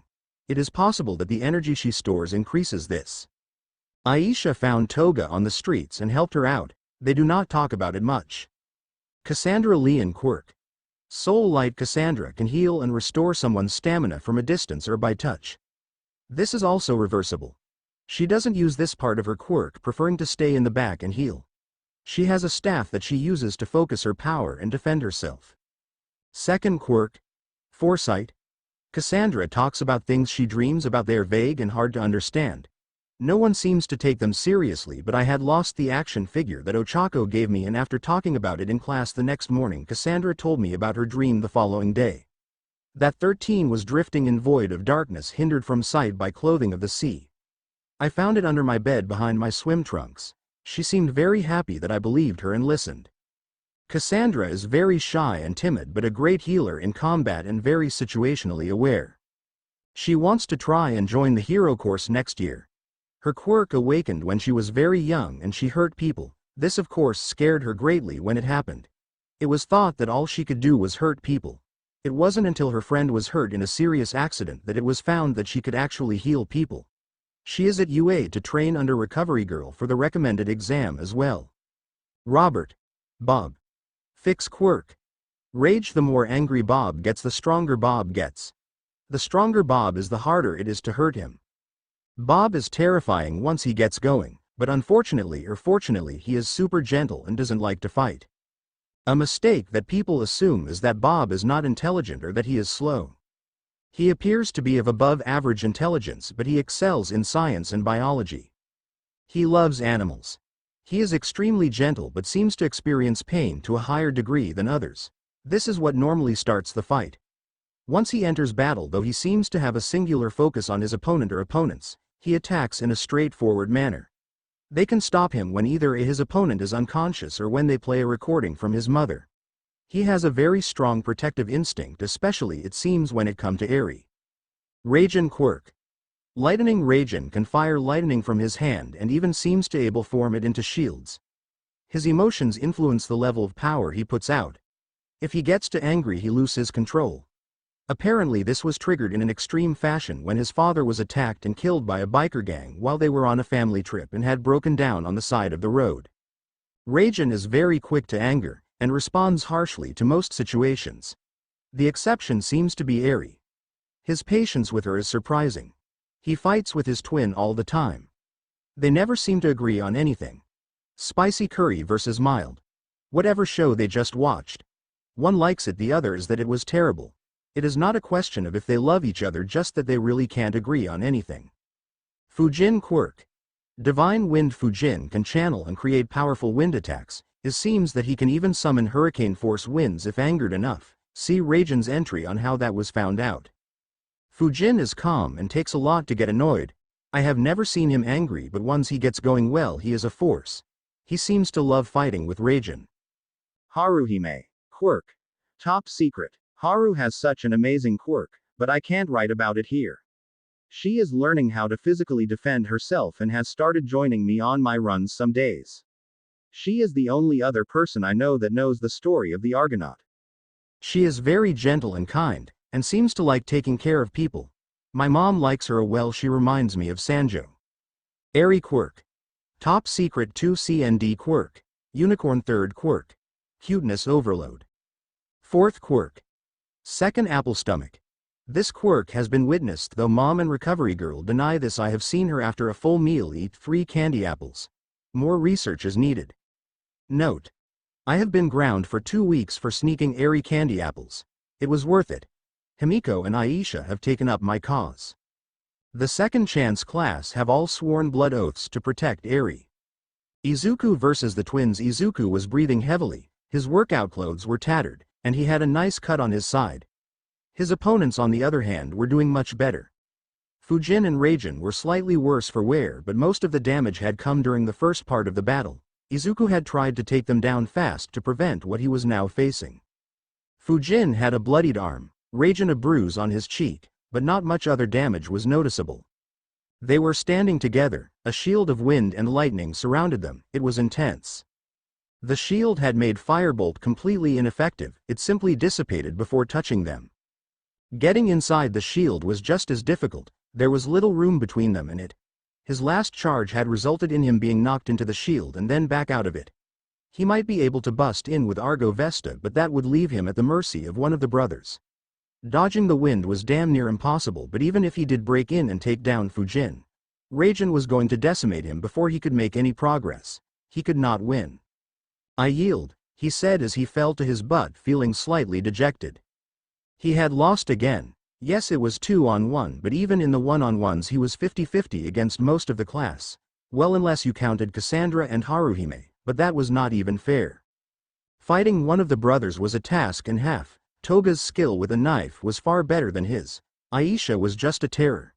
The longer the battle went, the more she was able to dish out. 2-on-1, forget about it. Toga's speed was easily a match for him at most times, and the Aisha was damn fast and strong on top of that. He was not going to even talk about Bob, which was just terrifying. Not only did Bob get stronger and tougher in a fight, he also healed faster. Bob had beaten all 5 of them. Luckily, the exercise was only to try and keep him from getting across the field to candy apples that he got to give to Eri if he won. It had been a massacre. Match. Fujin and Raijin win. "Cassandra, please heal them," Aizawa commanded. "Yes, SS. Sir." Cassandra ran into the ring and healed the brothers first before turning to heal Izuku. Her face was red. Izuku was lacking in the clothes department. As Izuku realized his state, he began to blush also, which elicited laughs from Toga and Aisha. "Oh, dang Izuku, I didn't know you were all tatted up, you bad boy," Toga said. Aisha whistled at him. Cassandra did not say anything, she just blushed and looked away. "Come here, Izuku," Aizawa ordered. "Report." Izuku walked over and sighed. "My inability to take one or both of them down quickly on the first attack led to them advancing past a place I could win the exercise." "At what point was that?" "When Fujin got his shield stable. And you continued to commit to 8 more attacks before you yielded." "I had to keep trying." "Are you saying that I should have stopped immediately?" "No, but after your follow-up attack you continued 7 more times. The problem is that you recognized the problem but continued to bash your head against it. If this had been a real battle, the twins would have killed you and then your mother would have killed me." Izuku just looked down. "Look, Izuku, you have a heroic spirit and have an ardent desire to help, but you need to recognize when the situation requires you to withdraw and seek help. If this was a true villain situation, what should you do? Immediately report the need for backup while engaging the villains. Once I realized the situation was one I could not win on my own, I should have pulled back and waited for backup while doing my best to keep the villains from fleeing. Continue. If civilian lives were in danger, I need to prioritize their safety even if that means letting the villains escape." Izuku sighed. "I am just tired of losing." "It is understandable, Izuku. The at-risk class has training and practical experience. You learn fast, keep up with your training. I am still positive that you can be great, you just need experience. Do not lose heart. Now hit the showers and head home." Izuku was lost in his thoughts as he made his way home, till he felt a finger poke him in the forehead. He jumped back startled, much to the delight of Nejire. "Hey Izuku. Are you okay? You look down. Is something wrong? Did you not eat lunch?" "I missed lunch and now I am super hungry, but I have to wait for Yu before I eat. She has student council duties, but she hid all my snacks." "Wait, do you have any snacks?" "Oh, hey Nejire, you startled me. I am all right, just have hit a block in training. I did in fact eat lunch and yes, I do have a snack." Izuku reached into his bag and pulled out a candy bar and a nutrition bar. "Which would you like?" "Oh, the candy bar. What kind is that? I have never heard of a fat boy before. Is it good?" Nejire, prepare for the greatest thing ever.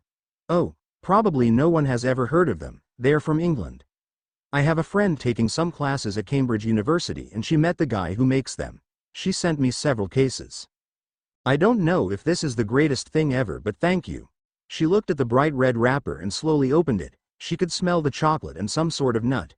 She took a bite and the flavor exploded in her mouth. Izuku had not lied to her. She ravenously ate the whole thing. OMG, that was amazing. Can I have another? I don't have any more with me, but if you walk with me back to my housing, I can give you a few more if you like. Yes, let's go. Nejire grabbed his hand, eliciting an eep from Izuku, and dragged him off down the walkway. In the wrong way. After he corrected her, they were off in the correct direction. They even managed to reach their destination. She waited outside, bouncing in excitement of getting more fat boys. She was smiling ear to ear when he came out with a bag containing the candy. Oh, thank you, Izuku. Hey, if you want, I can help you with your training. Really? You would do that for me? Yay, we could meet up early and do it before I have to go to class. It will help me build up my endurance, and besides, I cannot abandon you now. If I leave you alone for too long, you are going to get attacked by a group of bull people. Izuku smiled and blushed. Thank you, Nejire. Can we start tomorrow? Okay. Her phone buzzed. Yu is done. I have to go. Meet me at the East Forest at 4 a.m. tomorrow. Izuku received a text from an unknown number. If you ever give Nejire Hado candy again, I will make sure they never find your body. Izuku typed his response carefully. I understand, I shall not make that error again. The next morning, Izuku had to admit that he was surprised to see Nejire arrive at exactly 4 a.m. Little did he know that she hadn't gone to sleep at all due to her sugar rush. Good morning, Nejire. Thank you for training with me. Not a problem, Izuku. I can use the extra work before the sports festival.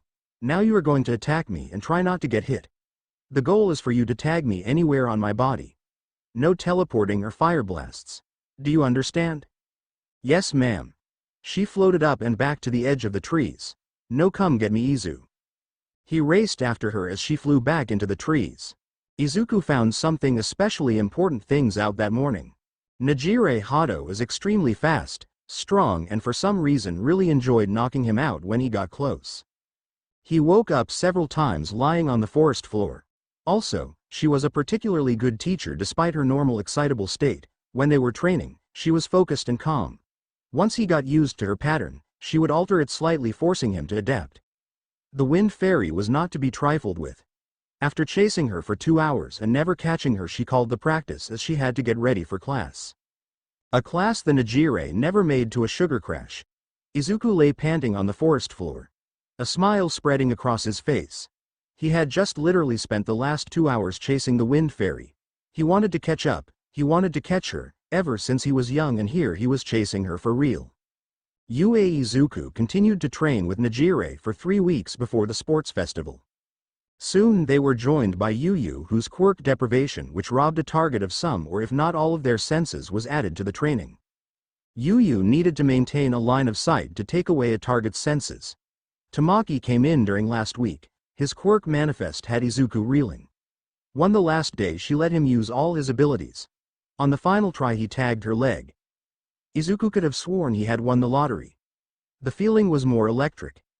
Nejire and even Yu giggled at how he jumped around and even hugged Tamaki.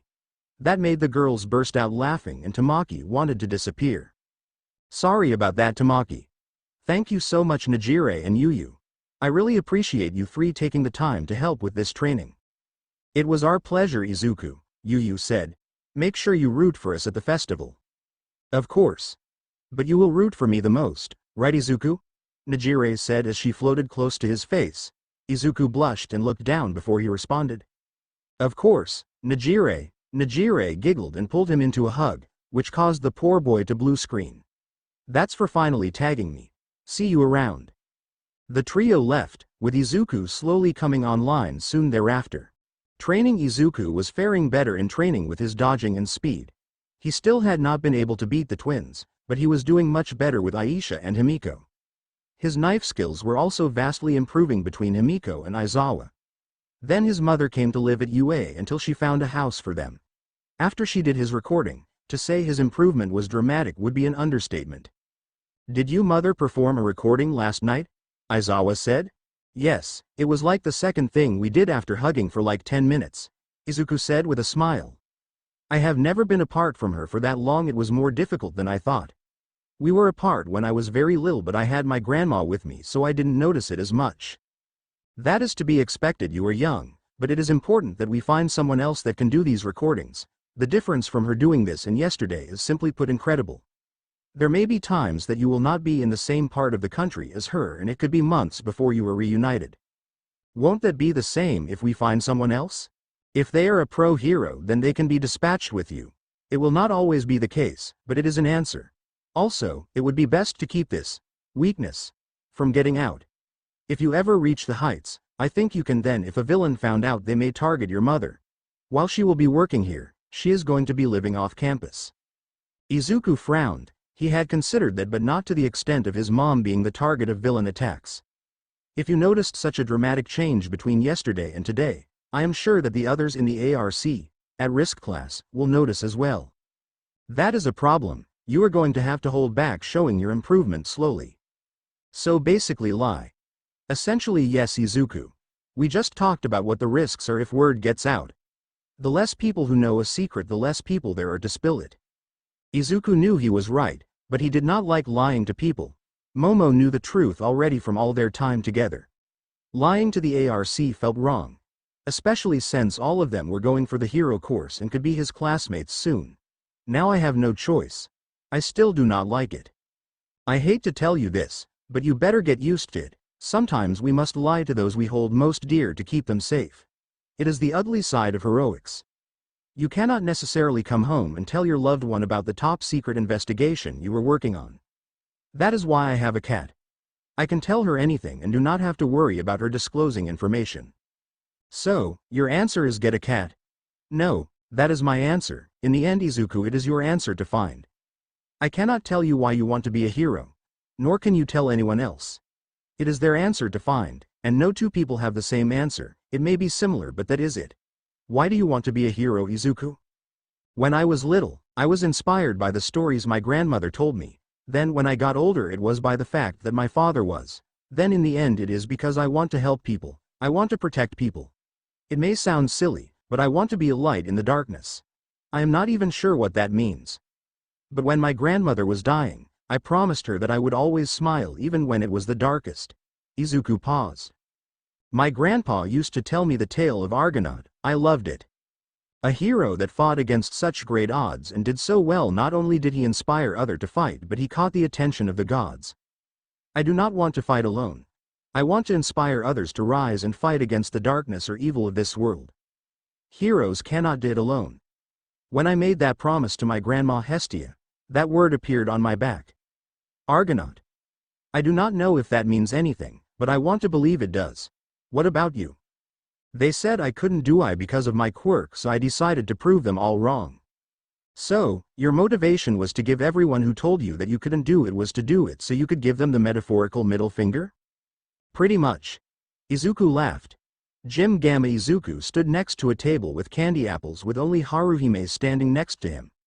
Their mission stopped the twins from reaching the table. Izuku looked to Haru. Are you ready for this?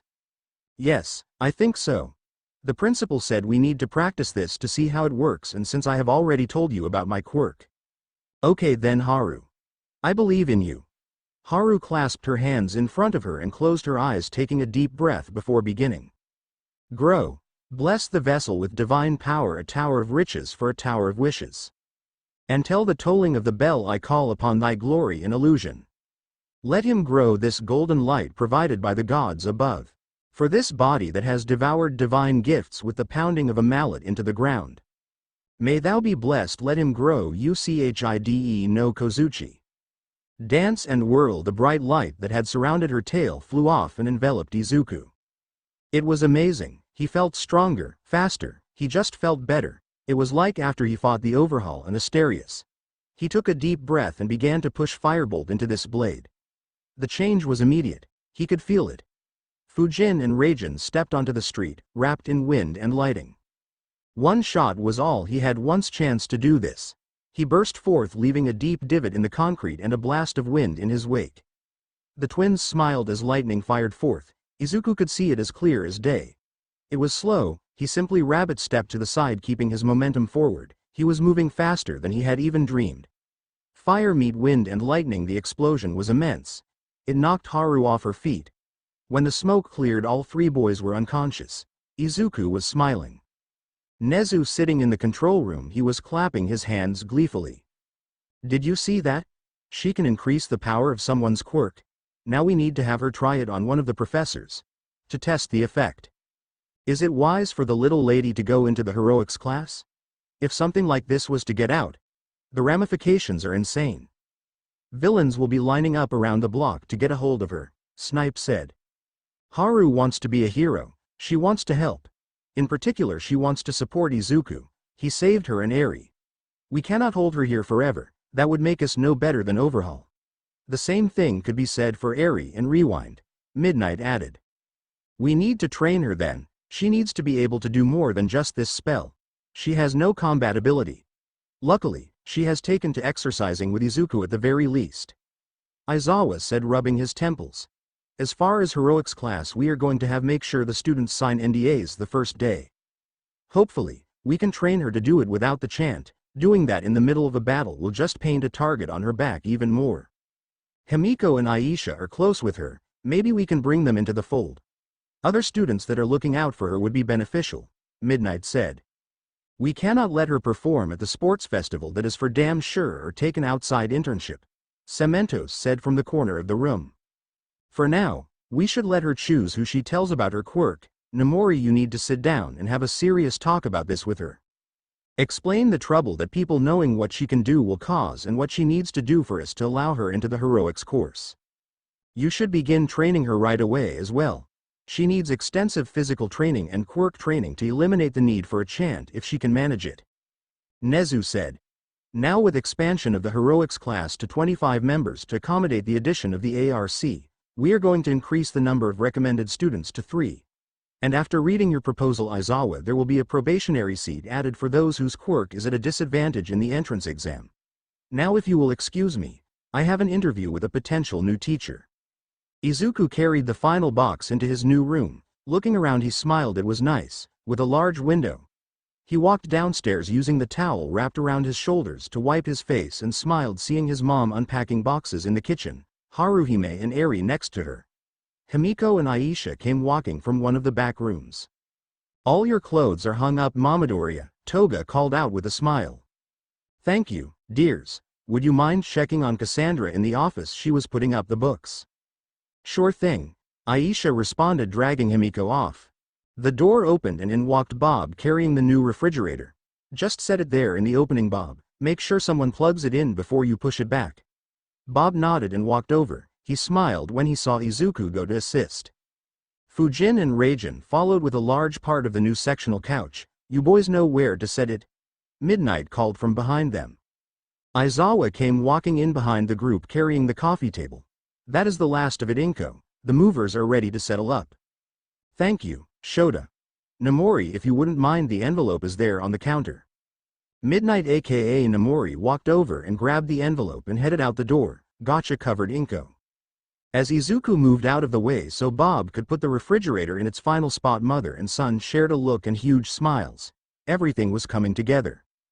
The business continued as Inko bounced from group to group giving instructions. She was even directing her fellow faculty members who just fell in step.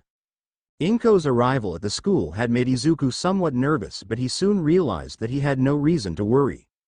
Nomori and Inko had become fast friends as they were neighbors on campus. Izuku would find the two of them sharing evening glasses of wine and talking. Izuku tried his best to remember, but besides Momo's mother, he never remembered his mother having many if any friends. His mother had lived and worked so hard for him. He had slowly recognized all she had given up. But now his mother had fit right in, and soon he saw her talking casually with all the different faculty members. She had become the fourth in the group of Nomori, Aizawa, and Hizashi, President Mike, so seamlessly that you would have thought she had gone to hero school with the three. So, when she had bought a house, those four had volunteered to help, and when Ark learned that Izuku was moving, they wanted to help. Nezu had agreed since there were going to be 4 faculty members there to supervise. Izuku snapped a few more pictures and sent them off to Momo before going back to his assigned task, putting dishes away with Haru and Eri. Hizashi and Snipe came walking in later carrying tons of chicken, pizza, and all kinds of sides plus drinks. The adults laughed at the call for food as the teenagers swarmed from around the house to load up on food and retreat to the living room. The adults were gathered in the kitchen sharing food and wine and sharing laughs and stories. Inko was laughing so hard she had tears running down her face as Nomori was telling them of the time she had to go undercover and had gotten Hisashi to help by going undercover in drag to help her bust a prostitution ring. What had Inko in stitches was the fact that Hisashi kept getting more offers of work than Nomori, when Nomori busted out the photos that were it. Hisashi was red and flustered, but when Aizawa began to poke at his friend, Hisashi opened his phone and showed Inko a picture of Aizawa from when they graduated. Inko looked and laughed, holding the phone next to the scruffy pro and commenting on how short the younger version had his hair. Aizawa, not to go down alone, pulled up one of Nomori looking positively reserved.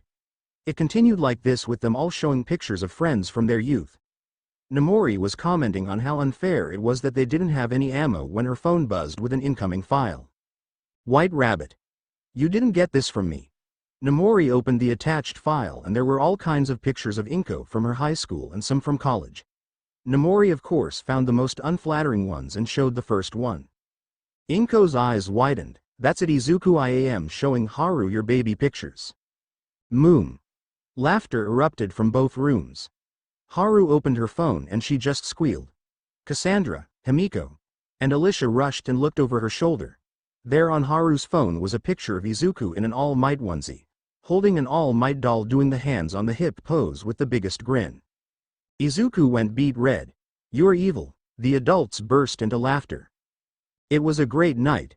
Everything was cleaned up as the art class had to get back to campus. Mother and son sat in the kitchen just smiling and remembering the evening. Thanks for everything, Mom, Izuku said as he pulled his mother into a hug. Inko held her son tight. There is no need to thank me, Izuku, this is what parents do. Inko opened a drawer and plopped the motorcycle exam book on the counter. Izuku's eyes went wide. It will take you forever to get there by train, and I know you have been looking at those magazines every time you get a chance. So, I want you to study. I signed you up for a class on Saturdays. You should be ready for the test in 3 months. Izuku hugged his mother tightly, snatched the book, and raced upstairs. Inko smiled and opened her phone to a specific file. She looked fondly at the picture. In it there was Inko in full riding leathers, her arms wrapped around a fit and handsome man with a devilish smile, his red eyes gleaming with mischief and his snow-white hair looking freshly windblown. They were standing next to a cliff posed by a custom Harley. You would be proud, Taish. He is growing up so fast. I only hope that I can keep up. -3 months later, Izuku was beaming as he sent a photo of his license to his friends. His mom was smiling as they drove home. She could barely contain herself. They pulled up to the house. As she opened the garage, she waited for Izuku to look up, and when he did, he almost passed out. Sitting there was a motorcycle. He looked at his mom. She opened the glove box and handed him a set of keys. His stare was far away as she placed them in his hands. He jumped out of the car and ran over to the bike. It was an older bike, an American Harley-Davidson Sportster. He paused as he examined it. The bike was a deep red with white accents. It was then he saw it on the fuel tank. Better lucky than dead, Taish. He had seen this bike before. It was his father's. He looked over at his mother, who had tears in her eyes. With a tentative touch, he reached out and touched the bike, afraid it would disappear. He didn't notice the tears that ran down his cheeks. He felt his mom's arms wrapped around him. Are you sure, Mom? He managed. Of course, honey. He wanted you to have it. She released her son and walked over to the trunk of her car and returned with a helmet and a large box with a bow on it. Izuku took the helmet with trembling hands. It matched the bike. It even had his dad's logo of the rabbit foot on it one side and the Luck Hero Taish stenciled on the other. He had a feeling about what was in the box, but he prayed he was right. He opened it and there it was, his dad's leather jacket. I might still be a little big, but I don't think by much. Put it on, honey. He slipped the jacket on. The smell of the leather, the fit was like a warm hug. Izuku couldn't stop crying or smiling. The two just held each other till they composed themselves, and Inko took several pictures. She sent a few to Momo and Nomori. After all, it was Nomori who helped her pull off this little surprise for Izuku. Izuku sent some of the photos his mom took to his friends in the arc. The guys sent congratulations and the girls wanted to know when they were going for a ride. Momo sent him something similar. Momo. I am sure that he is looking down at you and smiling. I can't wait to get home so we can go on a ride. I already have my leather pants. Image attached. Izuku opened the photo and there was Momo in skin-tight leather pants with a Luck Hero, tie shirt. Izuku. Holy hell, you look amazing. I can't wait to see you again. He looked up to see his mom smiling at him. She walked over and handed him a credit card. Why don't you go out and have some fun? Just be home by midnight. Izuku kissed his mom. Putting on the helmet, he climbed on and started up the bike. It hummed to life. Izuku couldn't stop smiling if his life depended on it. He leaned over and kissed his mom on the forehead as he made his way out of the garage. She stood there listening as the bike roared off down the street. She gently wiped the tears from the corner of her eyes as she walked into her house, seeing Nomori standing there offering a glass of wine. She hugged Nomori. Thanks for all your help. Nomori smiled. What are friends for? Izuku raced off down the street. He tried to keep it under control, but like any teenager, he just couldn't help himself. When he found an open stretch, he would gun the bike. He was having the time of his life. He just drove around the city. He felt like he was flying. He stopped by a bike shop and bought himself some riding boots. Eventually the rumble from his stomach caught his attention. Looking around, he saw a grand opening for an American-style dinner and pulled in front. Parking his bike, he walked inside and was shown to a seat by the window. As he was going to his seat, he noticed that there was a group of teenagers, mostly girls, who were looking at him as he was seated in the booth next to him. He could feel eyes on him as he was looking at the menu. Please, for the love of God, don't let this be the start of something bad. He could feel eyes on him, and shortly he heard giggles and whispers. Yo, dude, is that your bike? Izuku looked up and saw a girl with dark green hair and eyes turned with her head turned a full 180 degrees looking at him. He nearly spits out his soda. He then noticed her head was floating slightly above her neck. Yay. How are you doing that? Is it your quirk? He responded. Any sort of annoyance was quickly dismissed at such an interesting quirk. Yup. Hey, why don't you join us at our table? My friend loves motorcycles and you are pretty damn cute. Izuku's face morphed into shock at her forwardness, and he blushed. The girl giggled at his reaction. Set. What are you doing? He heard another voice. Inviting the hot guy. You were looking at to come to eat with us, Ken. I didn't say he was hot. I was admiring the bike. Fine. You can admire the bike, I will admire the rider. So, what do you say, bro? Care to join us? Izuku was still in shock, but maybe this was an opportunity to meet some new people, and one of them liked motorcycles, so what the heck. He slid out of his booth, grabbed his stuff, and walked around. He saw one guy with silver hair and black eyes, a girl with orange-red hair and teal eyes, and another girl with pale gray hair and blue eyes. They all looked to be the same age as him. He smiled. Hello, I'm Izuku Midoriya. Thank you for inviting me to eat with you. Hey. Man, I'm Tetsu. The boy responded. He laughed at Izuku's facial expression in response to his name. Yay, it's a mouthful, just call me Tetsu. Itsuka Kendo, the girl with orange-red hair, said. That's Reiko Yanagi. She is a little shy, so don't worry if she doesn't say anything. She added as he pointed to the girl with pale gray hair. And last but not least, I'm Setsuna Tokage, but you can call me Set. The green hair girl said. Set and Reiko scooted over for him so he could take a seat, which he did. After the waitress returned to take his order, he turned and looked at the group. So, Kendo, you like bikes too? Yay, I want one, but my dad won't let me get one till I turn 18. That's a nice one you got. It's an older model, but it looks great. Sportster, right? You are correct, good eye. When did you get it? Izuku looked at his watch, like 2 hours ago, give or take. It used to be my dad's. That's so manly that he passed it on to you. Does he still ride? Tetsu asked. Izuku gave a warm smile. No, he died right after I was born. Bro, I'm sorry, I didn't mean to bring up bad memories. You're good. I was like a few weeks old. My mom surprised me with it when we got home from getting my license. Izuku held up his jacket so they could see the patch on the back. That was him, the Luck Hero. Taish. That's so manly, Tetsu said. So, your dad was a pro?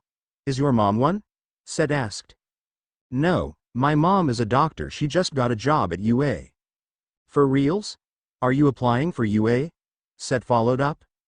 Yay, I am taking the recommended exam coming up here soon. Dope, me too, Set said with a smile. These guys are applying as well. Wait, all of you are applying to UA? Izuku asked the group. They all nodded to him. As his food arrived and their group arrived, they all started talking. Izuku found out that the girls all went to the same school and that Itsuka had gone to middle school with Tetsu. They were surprised when he told them that he had already graduated and was now just focusing on training and getting ready for the exam. They were all having a great time. Even Reiko would chime in with a few comments which made Izuku smile that she felt comfortable. It turned out to be a great time.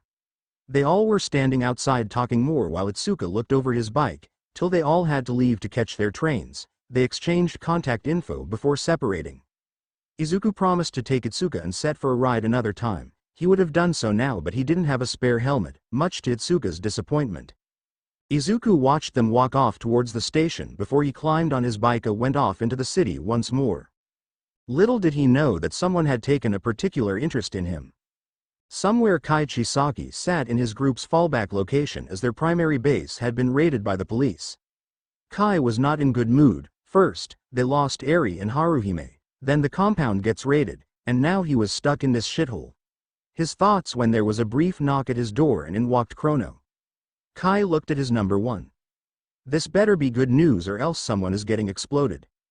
We just got a call from Fels. Apparently he spotted some kid, 5'9" or so, white hair and green eyes. Kai's eyes narrowed. Where? Mustafa. I want some more eyes there to find out who he is and if Eri and Hatsume are there. Already have some guys on the way, Kai. Good, I want reports twice a day. That kid is going to pay. The only thing better than owning and driving a motorcycle was to have a bunch of girls that wanted rides on the said motorcycle. The way they wrapped their arms around him and pressed in tight was exhilarating. Izuku was finding out that girls really did like a man on a motorcycle. He was currently enjoying this experience with Itsuka. Ever since that night in the dinner, she and her friend circle had been regular fixtures on his phone and group chats. In their definite not date, but kind of a date, which had Itsuka on the back of his bike as they went for a ride along the coast. They had parked at a beach, changed into definitely not new swimming apparel, and nice picnic lunch that Itsuka had prepared for them. It was a rather enjoyable not date. As Izuku dropped her off at her house and walked her to the door, he was surprised when she kissed his cheek before darting into the house. Izuku flushed and walked back toward his bike with a smile on his face. This was complicated though. What about Momo? They were still talking and flirting. It wouldn't be fair to lead either girl on. As Izuku made his way towards his bike, he would have to sit down and talk with someone, maybe Midnight or his mom. But how do you start that conversation? Hey, I have feelings for my best friend, and I like this new girl I meet. Oh, let not talk about the girls in the arc. He said to himself. With a heavy sigh and tingle on his cheek from Iduska's kiss, he straddled his bike. With a single kick, the bike roared to life, and he sped off into the night. His mind was slightly distracted as he was going down the road. He started to notice that there were no other cars, which was highly odd. Yes, the sun had said good night, but it wasn't that late. He knew that much. As he came around the turn, he saw the road blocked off by 3 black SUVs. Men were standing on the other side of the cars, and they had guns. He also noticed a rather large form standing in front of the cars who roared as the light hit him. It was Asterius. The first bullet hit his shoulder. He barely managed to maintain control of the bike. He had nowhere to go. He didn't know if he could lay the bike down. He was as good as dead anyways. He had one chance, summoning all his will. Rabbit step. He felt the lurch as he and the bike lurched forward and by a few inches managed to materialize on the other side of the blockade. His vision narrowed as he felt blood gush from his nose. Trying to maintain consciousness, he weaved to avoid the bust of gunfire from behind. Gunning the engine, he raced off. As he passed another intersection, he saw singular headlights roar to life as he barely managed to swerve around another motorcycle. He saw them swing a blade wildly at him as he passed. He was now in a high-speed chase. He had grown confident in his riding abilities to not die while riding but not to try and engage in combat while doing so. Especially fighting off the massive headache from using rabbit step on himself and the bike, he was still having a problem focusing. What do I do? What do I do? Quickly he tapped the button on the side of his visor. As the virtual assistant on his phone sprung to life, he yelled at it, "Call Mom." Are you sure? Yes, goddammit. Is that Mom mobile, work or home? Mobile, call Mom mobile. It felt like an eternity for the call to connect, but another rider had pulled alongside him and swung a chain. Izuku managed to swerve to the side out of reach but almost went into the dirt. He maintained control as the rider and his friends gained ground. A baseball bat was his next obstacle. As Izuku swerved, he was hit in the back by the chain wielder. "Hey Izuku, are you on your way home? I am being chased." "What? Where are you?" "I am passing N-145, Firebolt." He blasted the rider with the bat as he came up to attack again. "It is Overhaul's MEN, I saw ASTERIUS. I need help. I pushed the rabbit step too hard, and it is hard to stay conscious. NEMURI Izuku is under attack, we need to help him," he heard his mom shouting. "Izuku, what road are you on?" Izuku swerved from the chain, but he got caught by the blade wielder, adding to the pain in his already shot shoulder. "Route 54 eastbound, I have been shot in the shoulder and just got cut. Eat this, you motherfucker. Firebolt." Izuku aimed at the bike. This time the explosion launched the rider into the air and knocked the other one back. A glance in the mirror saw the headlights of the SUV rounding a bend farther back. "OHSHIT, I think that guy is dead." Izuku, oh god, just keep running baby, help is on the way, his mother yelled. "I midnight to do Irby authorize you to use your quirk in self-defense, now keep going. I am getting in contact with the police, head to city." Izuku's mind was aflame. He may have just killed someone, he was shot, cut, and bleeding something bad. His adrenaline was pumping, luckily it was keeping him conscious. The sound of gunfire behind him caused him to hang a hard right, the bike almost slipping out from under him. "They're firing again. I just went left on 150 north. I have no idea where I am." "It is okay baby, keep going and turn right on 24 east. God Izuku, don't stop." NEMURI says the alert has been sent on the Hero Network. Ears are head in the city. You have to get to the city baby, don't stop. Izuku was going as fast as he could, trying to will the bike to go faster, to ignore the pain in his shoulder that was threatening to cripple him. He saw the light of the city not far, he felt hope. Then it turned to ash in his mouth. There in the center of the road was Overhaul. Izuku saw it all in slow motion, the hand hitting the ground, the spikes bursting out. He swerved and angled toward the field, but it wasn't fast enough as a spike erupted, spearing the bike. He kicked off into the air, and he managed to orient himself in the air, rabbit step. He launched and emerged parallel to the ground. Gravity grabbed a hold of him, and he crashed to the earth, tumbling as his velocity had not been availed. When he felt it explode, his body erupted in pain. Eventually, he tumbled to stop. He tried to stand blood coming from places that it should not be coming from. He couldn't even draw his knife, he didn't even have his knife. He saw death approaching him, and there was nothing he could do about it. He raised his hand ready to try and fire off a firebolt. He saw the SUVs turn off into the field towards him. He looked like he was in a field. He fired off a weak firebolt. He saw the fire erupt and catch the grass. He turned and started to stumble away the best he could, when he stepped, his leg just crumpled underneath him. Reaching out with his only arm that was somewhat working, he clawed at the earth, attempting to drag himself away. "Where are you going, you diseased piece of filth?" a sinister voice rang out. He kept trying to crawl. "If you tell me where Eri and Haruhime are, I will end you painlessly," Overhaul hissed. "Eat shit." Izuku spat, as blood gushed from his mouth. "Asterius, take him," Overhaul commanded. The Minotaur stalked forward, ready to crush Izuku. Izuku closed his eyes and braced for death. "Starlight Barrage." A woman's voice rang out in the distance. Suddenly there were screams for Overhaul and his men, and silvery arrows rained down. Moonfall. An incredibly large crescent blade of white, silver energy blazed forth over Izuku's head as it impacted Overhaul and his men, sending them flying in the other direction. Izuku heard footsteps as something wrapped around him, lifting him and racing off into the night. He couldn't make out his savior. He was sent down by a tree. He managed to lift his head and saw a woman with a bow in her hand kneel near him. "You won't be escaping so easily, Orion. Also, you seem to have lost this." He felt his dagger fall into his lap. He tried to get a better look at the woman, but his vision was failing him. Izuku saw her fire a flare off into the sky as everything caught up with him and he slipped into darkness. Inko Midoriya Inko sat in the passenger seat as Nomori raced through the streets in her high-end sports car. Cars were a blur. Everything was a blur to her, to be honest. She knew Nomori was talking, but she sounded far away and like Inko was underwater. Her baby was clinging to life. He had been found under a tree by a new hero, Mount Lady.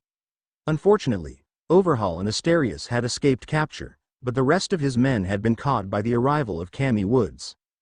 Recovery Girl was en route to the hospital as well. All she knew though was the matter seemed grim. She was on the verge of losing her Izuku. She did her best to remain present as her mind spiraled. Quietly she closed her eyes and offered a prayer to her ancestors, to Grandma Hess. It was prayer for healing and for vengeance. Shota Aizawa. Good thing you were able to track them down, Eraserhead. Endeavor growled. I wasn't very happy about letting them slip through my fingers like that.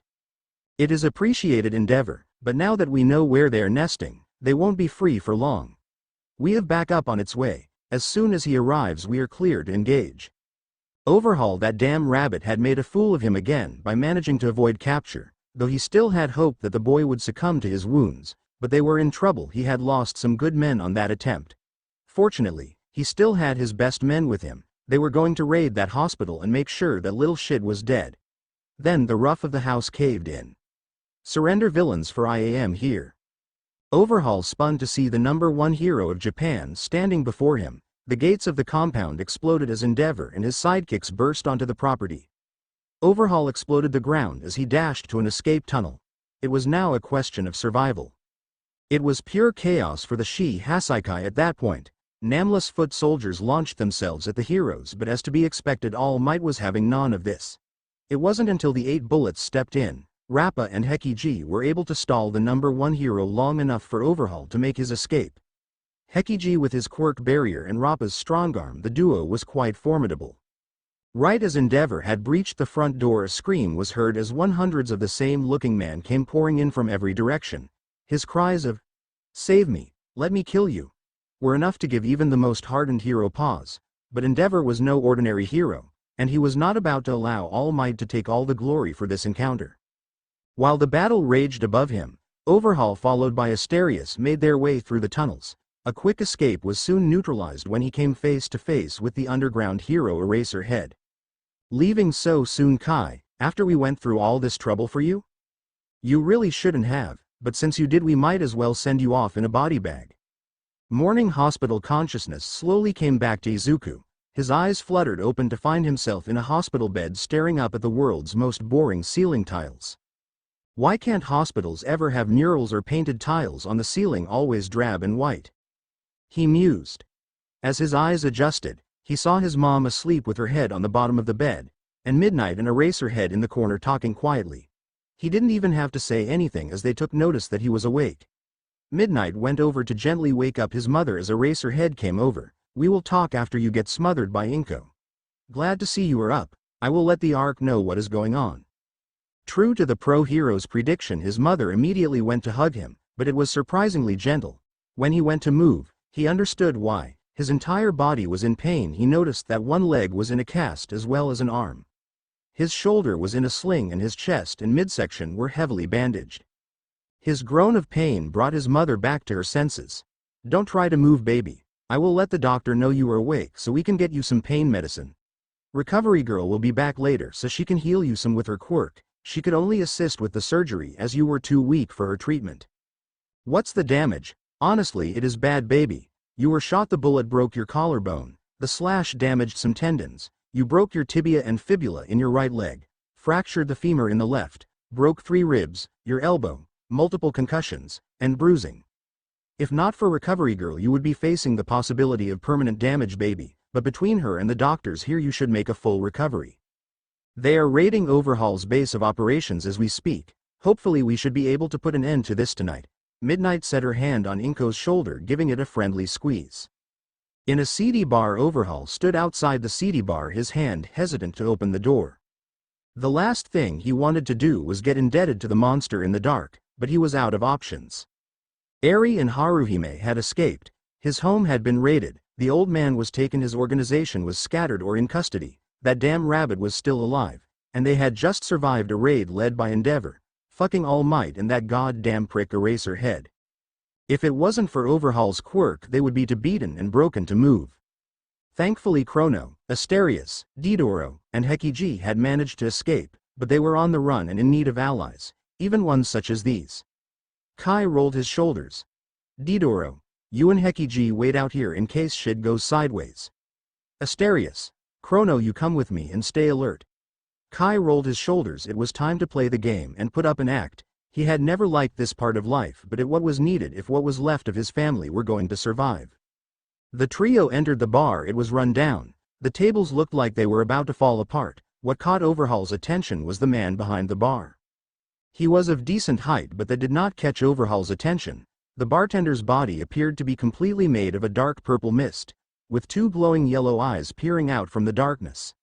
He had a strange metal brace around where his neck would be, and at the very least, he was dressed with a crisp white shirt, silver and black striped tie-matching vest, and black slacks.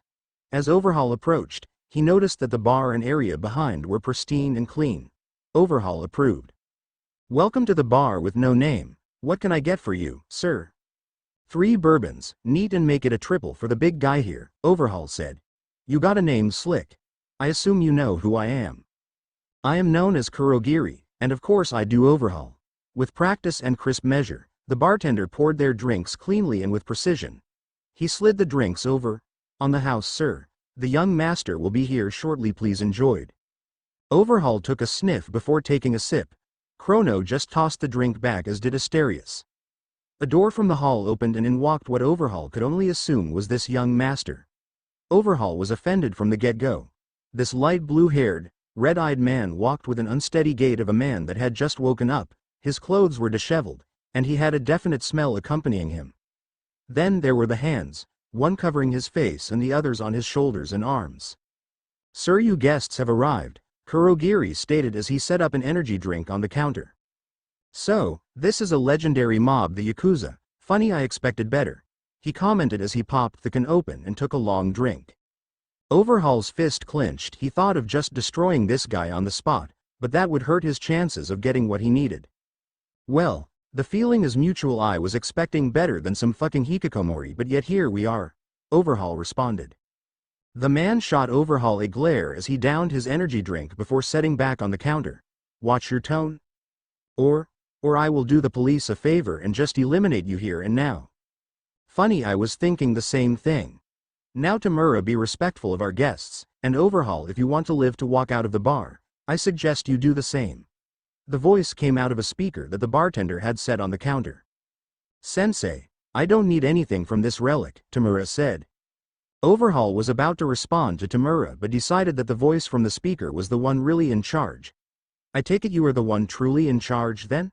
He said to the speaker. I am. What is it that I can help you with? Tamura clicked his tongue as he opened another energy drink that Kurogiri set out for him. I have come seeking information. I lost something recently, 2 somethings. A little girl and her attendant go by the name Eri and Haruhime. I want them back. Well, I will see if I can help you with their location, the voice responded. What is this going to cost me?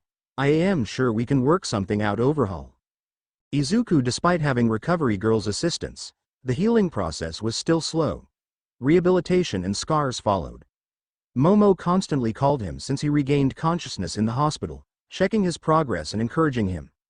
Even with the time difference, she would video chat with him for a few minutes every day, going out of her way to wake up in the middle of the night. Her level of care had deeply touched the boy's heart. Itsuka, Set, Reiko, and Tetsu would join him for workouts or to support him as he rehabbed. Tetsu quickly became a great friend as he would come to training with Izuku and push him, encourage him, and be a positive force in the workout room. After learning about the harm that Overhaul had caused to Eri, Arc became determined to seek revenge. Their motivation to train harder and push themselves further was strengthened after the attack on Izuku.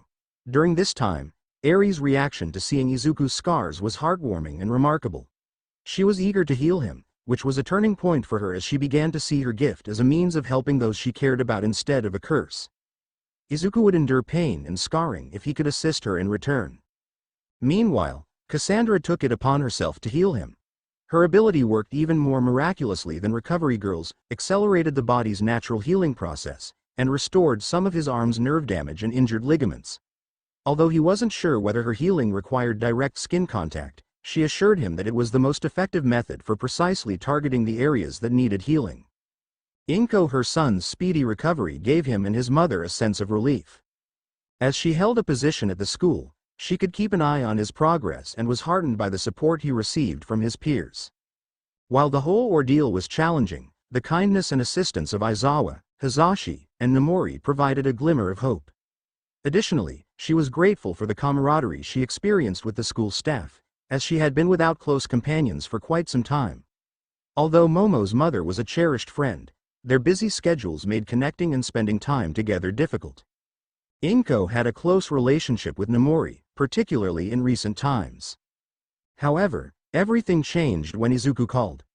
Inko had never examined her feelings towards women before, but Nomori was unlike any woman she had ever met. Nemori's persona vastly differed from her true self, calm, gentle, and subtly flirtatious. Nomori was not outrageous or overly sexual in private. She was beautiful, making it perfectly apparent where her intentions lay. Being around Nomori made Inko feel emotions she hadn't experienced since her time with Taish. It was expected for Nomori to rush and passionately kiss Inko after cornering her for a wall slam. Still, surprisingly, Nomori was taking things slow and giving Inko a chance to decide while clarifying her intentions. It felt like gradually slipping into a hot bath, allowing the body to adjust to the temperature. Inko found herself adjusting comfortably and enjoying the experience. The way she treated Izuku was a big bonus. She treated him gently but firmly. She was only allowing the boy to make small mistakes but taking the time to correct them and teach him how not to make them again. The two also seemed to be getting closer as they would be having conversations that would cut off when she got too close. When Inko asked Nomori as she was concerned, Inko was pleased with the response. He is having trouble navigating relationship troubles. He felt awkward talking to his mother about it. It is nothing bad or dangerous. I told him that if it were, I would tell you immediately. Honestly, it made me feel good that he came to me, to know that he trusts me. That's good because I trust you, too, Inko said, slipping deeper into the bath. She moved closer to Nomori, shyly taking the heroine's hand. Nomori smiled sweetly, moving closer to Inko. I am glad to hear it. How much do you trust me? As Nemori's sweet breath brushed against her lips, Inko knew they were getting closer. The question lingered in her mind, should she get involved with a hero again? Her son was already immersed in that world, along with his friends and the kids she had grown to know so well. Despite the statistics warning her to stay away, Inko was never one to follow the rules.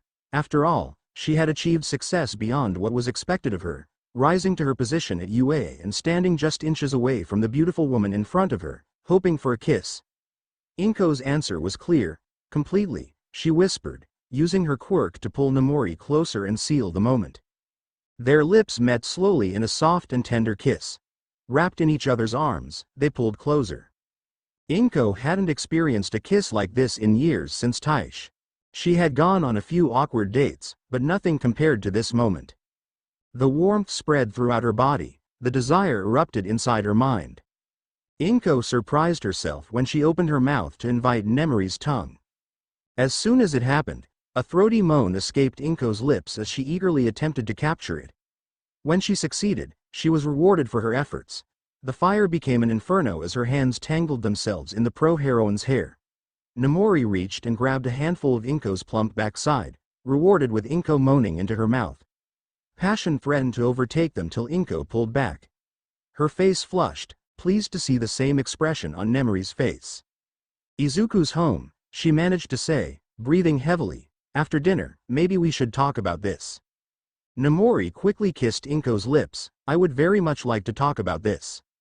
Reluctantly, they stepped back, creating some distance between them. They were aware that if they remained too close, their intense desires could potentially traumatize Izuku if he were to walk in on them.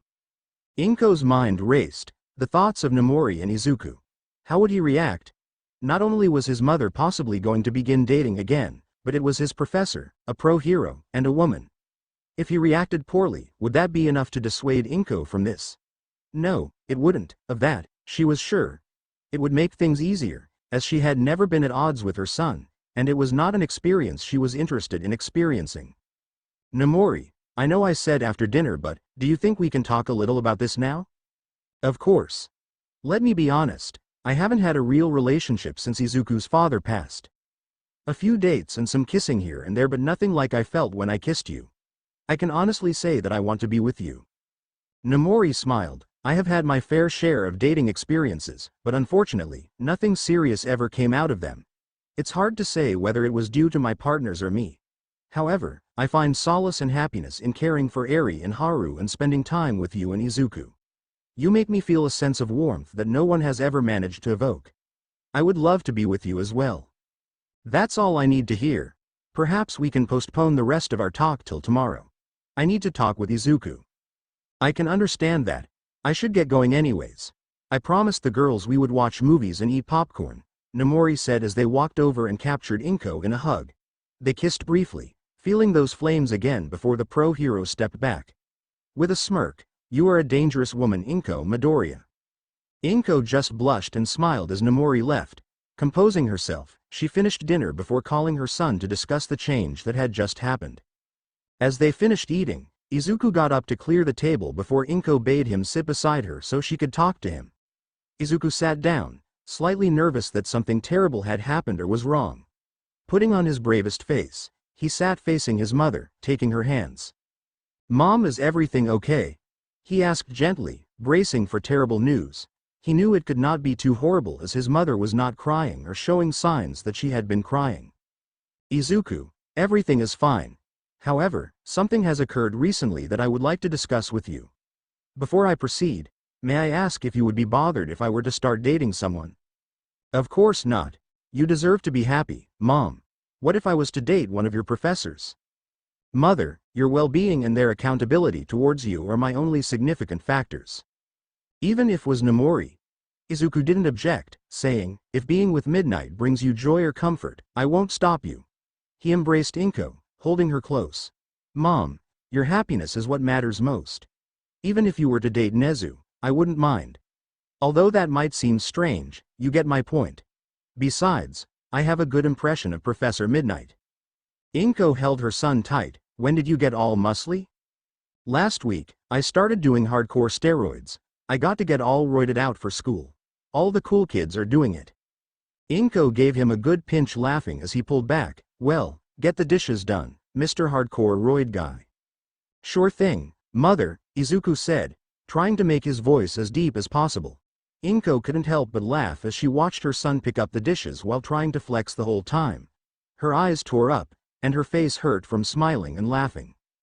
After Izuku had gone to bed, Inko sat in her room, feeling like a nervous teenager staring at her phone. She hit the dial button and smiled as Nemori's voice filled the other end. "I was thinking we could talk to dinner tomorrow night?" "Sounds good. I know just the place," Nomori responded. "Nothing too fancy, but they have some amazing food, and it's quiet." "Sound lovely. See you at work tomorrow. I look forward to it." Izuku he got a good chuckle watching his mother change her outfit 10 times, asking his opinion. She was about to try outfit 11 when Izuku took his mother's hands. "Mom, you will look beautiful in anything, and I am sure Midnight will think so too." "When did you get so smooth, young man? Talking to Midnight has also helped. Also, when many of your friends are pretty girls, sink or swim." "Is that what the two of you have been talking about?" "Oh no, this is about you, not me. Besides, she will be here in about 10 minutes. You better finish getting ready." Inko looked at the clock before dashing off. She paused to look at herself in the mirror, wearing a white cashmere sweater, fitted blue jeans, and calf-high brown leather boots. She quickly finished the ensemble with gold earrings, a matching necklace, and a few bracelets. She transferred the essentials into a matching clutch, and the doorbell rang. Izuku walked over and opened the door to be greeted by the smiling faces of Midnight, Haru, and Eri. He stepped back as the girls headed to the living room carrying a pizza box and some sides. He looked at Midnight. "I know that you wouldn't do anything to hurt her, but please be gentle with her. She had given up so much for me, and I have never seen her so excited and nervous." Midnight smiled at him. "I promise, Izuku." Izuku took a moment to smile as he noticed that she was wearing a white blouse with fitted jeans and black leather boots. When his mother came around the corner, the two women smiled as they noticed the similarities in the outfits. "I hope you two have a wonderful time, and Mom, don't worry about getting home early. I am sure Haru and Eri would love to spend the night." Inko smiled. "I will keep that in mind. Anything else I should know?" "Yay, if you two get arrested, I will need a serious boost to my allowance if you want to get bailed out." He hugged his mother tight and did the same to Midnight. Please have a good night, you too. As the door closed, Midnight smiled. 1. You look beautiful. 2. He has never hugged me like that. We talked last night, and I have to say you look amazing, so. Shyly Nomori took Inko's hand and walked her to the waiting car. Now, Inko, I am going to attempt to woo you out of your boots. Only my boots, Inko said in a flirty tone as she climbed into the car. I guess I should have worn something nicer. Nomori was in shock for a moment before she got behind the wheel. Inko, was all she managed to say as they pulled out of the driveway. Inko tilted her head back and laughed. Eri had a fantastic time with Izuku and Haru. They had pizza and popcorn while watching a movie, and Eri even got to choose which one to watch. What made it even better was being snuggled between her two friends on the couch. After the movie, they played house, with Eri taking on the role of the mommy and Izuku and Haru as her kids. It was hilarious tucking them into bed and telling them to sleep, and Eri couldn't stop giggling throughout the game. It was a new experience for her to be in charge, and she thoroughly enjoyed it. Haru Kitsune was in a difficult situation. She was lying in bed beside Izuku because Eri had made them do so. She tried not to focus on the situation. Her hand accidentally brushed against his. Although he didn't retract it, Kitsune knew it was inappropriate to entertain the thoughts that crossed her mind. She felt unworthy and unclean, knowing her type was always the downfall of heroes like him. Nevertheless, she was determined to support him and improve her quirk so that she could be helpful to him in some capacity. Izuku, fortunately, he could get out of bed when his mother texted him that she and Midnight would be home late, and the girls would be staying over. Eri cheered when he announced the news, asking if they could all sleep in the same bed. He couldn't help but smile at her adorable pout when he had to tell her that they would be staying in the guest room. Izuku then found a shirt for Eri, another for Haru, and a pair of gym shorts. While the girls bathed, he cleaned up the kitchen and living room. When they emerged, he was still busy with his task, with Eri looking cute in the oversized shirt. However, his breath caught in his throat when he saw Haru, and the thought of a girl wearing his shirt as a turn-on had never occurred to him before. His face turned bright red, and he looked away in embarrassment. His mind suddenly filled with the thought of her wearing a white long-sleeve button-down shirt and not much else. Silently he cursed his horny male brain, but he also thanked it even more for the image. It didn't help that Haru looked so cute when he could finally look at her again. One leg tucked slightly behind the other, her arms behind her back, as she swayed slightly. Eri, why don't you pick another movie, and I will make us some hot chocolate, he said as he quickly walked to the kitchen. Thankfully, after hot chocolate was in hand, the movie provided a welcome distraction as he changed into his sleeping clothes. Haru was thankful for the dim lighting as he had emerged in a tank top and basketball shorts, allowing her to take in his muscled upper body. Eri made it halfway through the movie before falling asleep. Izuku carried her with Haru trailing him to the spare bedroom. Gently, he tucked her in. Haru smiled, watching Izuku. He seemed like a doting father, a feeling that warmed Haru from the inside out as her fantasy of him tucking in their children and then retiring to their bedroom where she shook her head, trying to dismiss the thoughts that plagued her. She let loose a quiet sigh. It was a life she could only dream about, but thankfully, it was okay to dream because dreams are precisely that. Dreams. She bid good night to Izuku as he stepped past her to exit, savoring his whispered reply. Carefully she climbed into bed with Eri taking care not to wake her. She wrapped her arms around the unicorn, holding her ever so gently. She could feel Eri relaxing in her embrace and a whisper of Haru, as the girl drifted more profoundly into the land of dreams. Inko and Midnight dinner turned into dancing, and dancing turned into a walk on the beach. As they made their way into the house, Nomori was going to head to the spare bedroom, but Inko pulled her into a kiss that had them stumbling into Inko's room. The girls felt like they were back in high school again as they made out.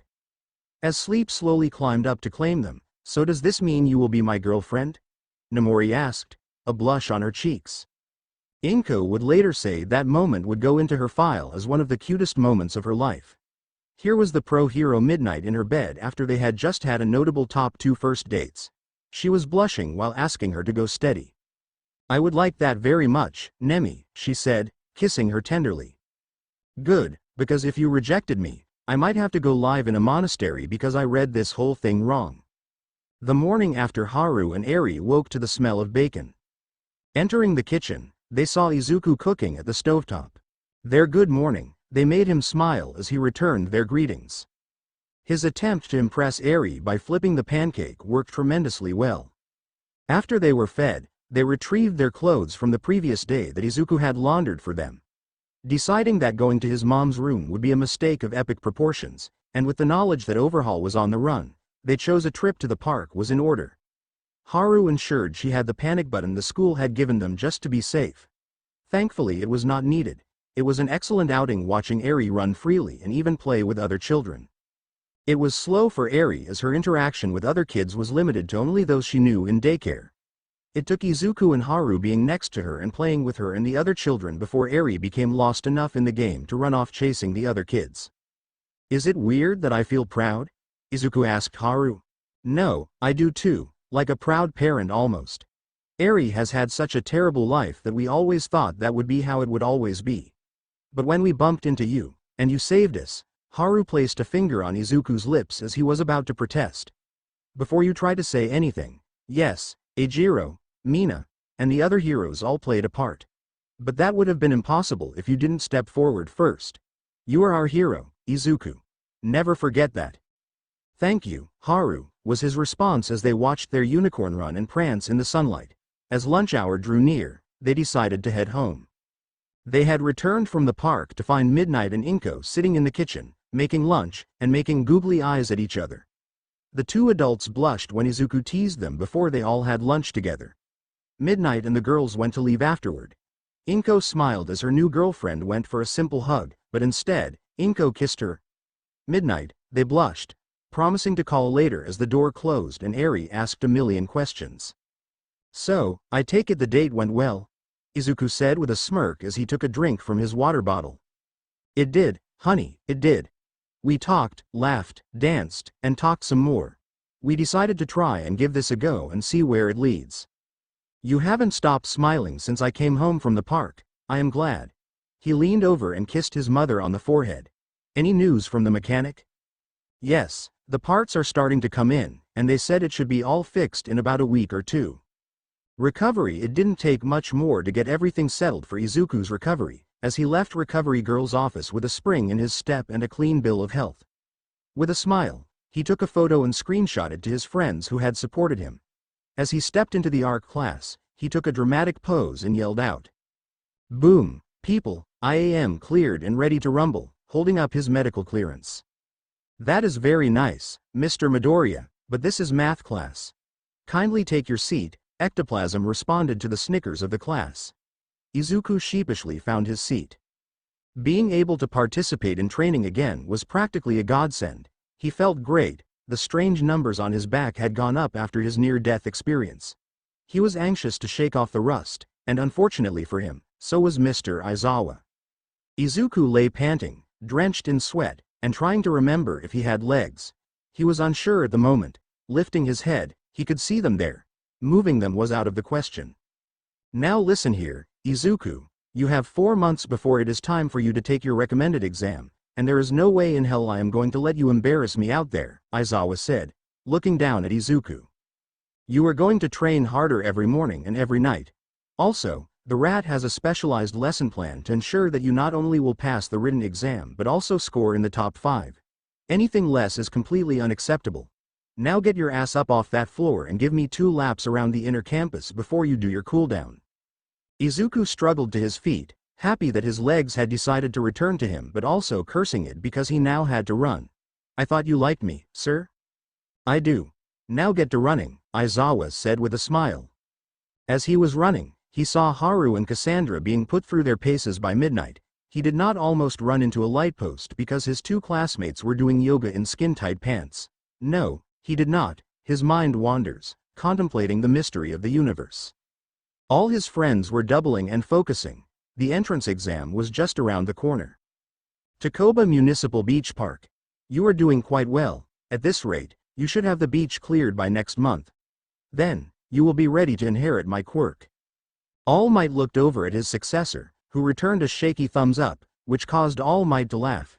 Now get up and give Main 2 laps up and down the beach. After all, no pain, no gain. All Might threw back his head and laughed heartily. His successor just groaned as they got up to do the run. T-4 months. How blind could he have been? All the time spent searching, all the time spent wondering, and the perfect successor was right there the entire time? Time is the most precious resource. When you are young, you have all the time in the world. As the years tick by slowly, it seems to move faster and faster. Till one day, you are wondering where it all went. It shouldn't have taken nearly dying at the hands of all for one to realize he should have been preparing for this day long ago. Sir Night-Eye had no right to look into his future, but still, he should have listened then to the extent of starting to look for a successor. Instead, he waited before he started looking. Everyone thinks they are immortal, will never falter, or will live forever, but no one does. All for One learned that, even in the age of quirks, while it may slow time, no one has been able to reverse it. He had wasted time. He desperately tried to hold on to it and stretch it to cover his error. The perfect successor was right there, but he had been too blind. Gazing out over the formerly junk-covered beach, she was blonde hair shining in the sun, tucking a stray piece of hair behind her ear, one foot slightly behind the other, swaying slightly, drinking water, not working, talking to a boy. All Might spit out his coffee. Melissa Shield. It all began about a year ago, a typical day for her, school, then to the lab. She was the daughter of David Shield, renowned inventor and scientist of Island, and friend of the greatest hero on the planet. Well, maybe the second greatest Stars and Stripes was damn cool and not her goofy Uncle Might. It was hard to reconcile the #1 hero with the corny jokester that was her Uncle Might. That was until the lab that her father was working in exploded. A villain group, the Technomancy, had attacked, looking to steal her father's inventions. For the greater good. They were just thieves, plain and simple. She had been working on her latest gadget, a captured weapon that would fire a tight ball of her hold M, patent pending. That would expand on impact, securing the villain to whatever was there. It even held Uncle Might for like 5 seconds, but still. That was still a victory in her book. She froze in terror when it was soon apparent that they were not after the inventions but the man behind them. She had to stop them. She had to do something. Uncle Might was dealing with bruisers of the group while their leader Techno-God was attempting to escape. When questioned later, she could say that her feet moved independently. She managed to fire off 2 shots before he disabled her weapon. What Techno-God was not ready for was when, knowing her gun was useless, it suddenly became a proper bat. Melissa Shield loved baseball. Her Uncle Might loves baseball, and Melissa Shield could swing a bat with the best of them. Techno-God's mouth could testify if they ever found all his teeth. All Might burst into sea, his niece knocking out Techno-God. It was then that it had all become so clear to the hero. That night, Uncle Might sat with her on the balcony and told her the truth about One for All, his injury, and his need to find a successor. He apologized to her for being so blind and stubborn as to recognize what was right before him. It was then that he offered her the opportunity to become his successor. She said yes immediately. Her father, on the other hand, took some time. Since then, she has been training, finishing school, and exercising more. Her move from Island was a sad yet exciting time, as this was the first time she would be away from home. It was a move necessitated by the fact that All Might couldn't be on Island all the time, neglecting his home. So, every day that had trained, with the final test being her cleaning up Tacoba Municipal Beach, that was when he showed up. The boy had shown up a few times now. He would be on the run taking note of the 2 blondes cleaning up the beach. At first, they may have just been a passing wave, but then one time, she was struggling with a big piece of junk, and he had offered her his assistance. With no Uncle Might say anything, and really, before she could protest, he just helped. They chatted briefly when they discovered they were both aiming for UA. This was her training. He didn't criticize or laugh. He commented on how being able to train and do community service was an excellent idea. After that, he would stop to talk to her for a bit before he would continue on his run. It just so happened that he was running late this time, and Uncle Might happen to be there. Melissa hadn't thought about it, more interested in the white-haired boy named Izuku who was standing in front of her. Melissa found his sweet nature cute, as he would stop and offer assistance or a few pointers. The fact that he was easy on the eyes certainly helped. She even noticed him sneaking a few peeks himself. So, they were talking, and he mentioned a new Indian restaurant that had opened on the boardwalk to see if she was interested. She absently twirled one of her strands of hair and was about to say how interesting the restaurant looked.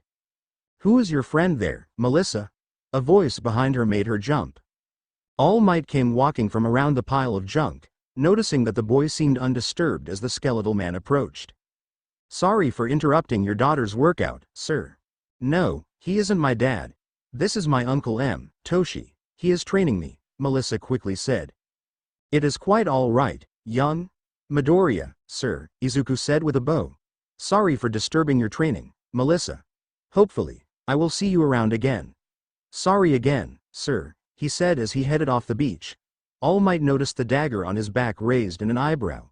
Before he could do anything, Melissa smacked him in the arm. 2 seconds more. You couldn't have waited 2 seconds more," she yelled at the shrinking hero. "He was going to ask me out to dinner." "I don't know if I want you going to dinner with him. He may not have good intentions," All Might pouted. "Not good intentions. I have talked to him for about 3 weeks. He wants to go to UA. He never made fun of my workouts and even gave me some pointers." She threw her hands up and walked off, kicking the sand. Izuku Midoriya. It was constant every day and every night. Aizawa pushed Izuku to his limit and beyond. Izuku was learning what it meant to go beyond. Plus Ultra was not just a motto. It was a place that you could find if you pushed hard enough. His body and quirks were being made farther than he thought possible, forced to go further with rabbit step, to fight longer, carry more weight, and run farther. He expanded his runs in the afternoon. He eventually found himself passing what he thought was a beach when he had mapped out his route, but it seemed to be cosplaying as a dump. Truthfully, it was nailing down that cosplay like no one had before. On one such loop, he noticed a blonde girl hauling trash off the beach to a truck while a skeletal blonde man was watching and shouting encouragement or directions. At first, he thought it was a weird way to work out, but the more he thought about it, the more he realized that it would work out all body parts and would be a great workout. Not wanting to interfere, he left it alone and continued running. Sure enough, he would see her daily, sometimes alone or with her trainer. Once, he saw her struggling with a large piece of rubbish, and he stopped and walked over to offer his aid. She began to protest, but he stepped in and lifted her on end. After they had just started talking, he would stop and chat for a few minutes and then continue his exercise. To his surprise, she was brilliant, passionate, and seemed ready to take on the world. They became friends when he was going to ask her to dinner to get to know her better when his plans did not account for her uncle, who does not like Izuku talking to Melissa. She was never alone after that. Once the beach was clean, a mere month later, he didn't see her around anymore. Always watching, she gazed from her balcony, focused on the vast ocean before her. In her mind's eye, she saw him standing right beside her. She had been stealing moments of solitude, but now the waiting had paid off. Nothing and no one stood in her way anymore. She could finally have what she had been longing for, a future with her beloved ODR. T-1 month there she was, in black leather pants, a tight shirt, with a leather jacket slung over her shoulder. The two of them eyed each other for a moment, her wondering if she maybe looked silly, his wondering if this was real before they embraced. Momo was back in Japan. Wanting to surprise him, she had kept her return plans off his radar by feeding him false information. She had been home for a few days getting settled and readjusted to the time difference before making her surprise visit to his home. Of course, she coordinated with Inko to ensure it would go off without a hitch. Looking up to meet his eyes, she noticed he had grown taller. It pleased her that he was the perfect height for her head to rest on his shoulder when they hugged. Moreover, he had gained muscle and lost the last traces of baby fat. When he lifted her into the air and wrapped his arms around her waist, she couldn't help but giggle, surprising them both. As they embraced, Izuku couldn't help but notice how fuller her figure had become. Her closeness stirred something within him, and her giggles caught him off guard. He lifted her off her feet and paused, admiring her warm gaze and delicate features. Her hands gently cupped his face, and though they had many unanswered questions, the moment felt like a fleeting dream. She was lost in thoughts of romance and yearning while he was consumed by youthful exuberance. Just as they were about to kiss, the sound of pictures being taken brought them back to reality. They turned and saw Inko standing there smiling. "Welcome back, Momo," the woman said. Flustered and blushing, the two teens smiled as Momo returned the greeting, and Izuku rubbed the back of his head. As the final exam preparations were underway, stealing moments became a challenge. Momo ensured that their study sessions remained focused. They were pleasantly surprised by the number of new friends he had made but disappointed with the few female friends. Nonetheless, Meeting Eri was an absolute delight that surpassed everything else. The heiress had a great time meeting the art class. When she heard of the art class, she was very curious to meet them, and learning of the extenuating circumstances that had landed them in such a precarious position was troubling to her. She shuddered thinking of the road they could have been sent on if not for the program. How if they had been shunned or further mistreated one day should she become a hero they could be opposing her.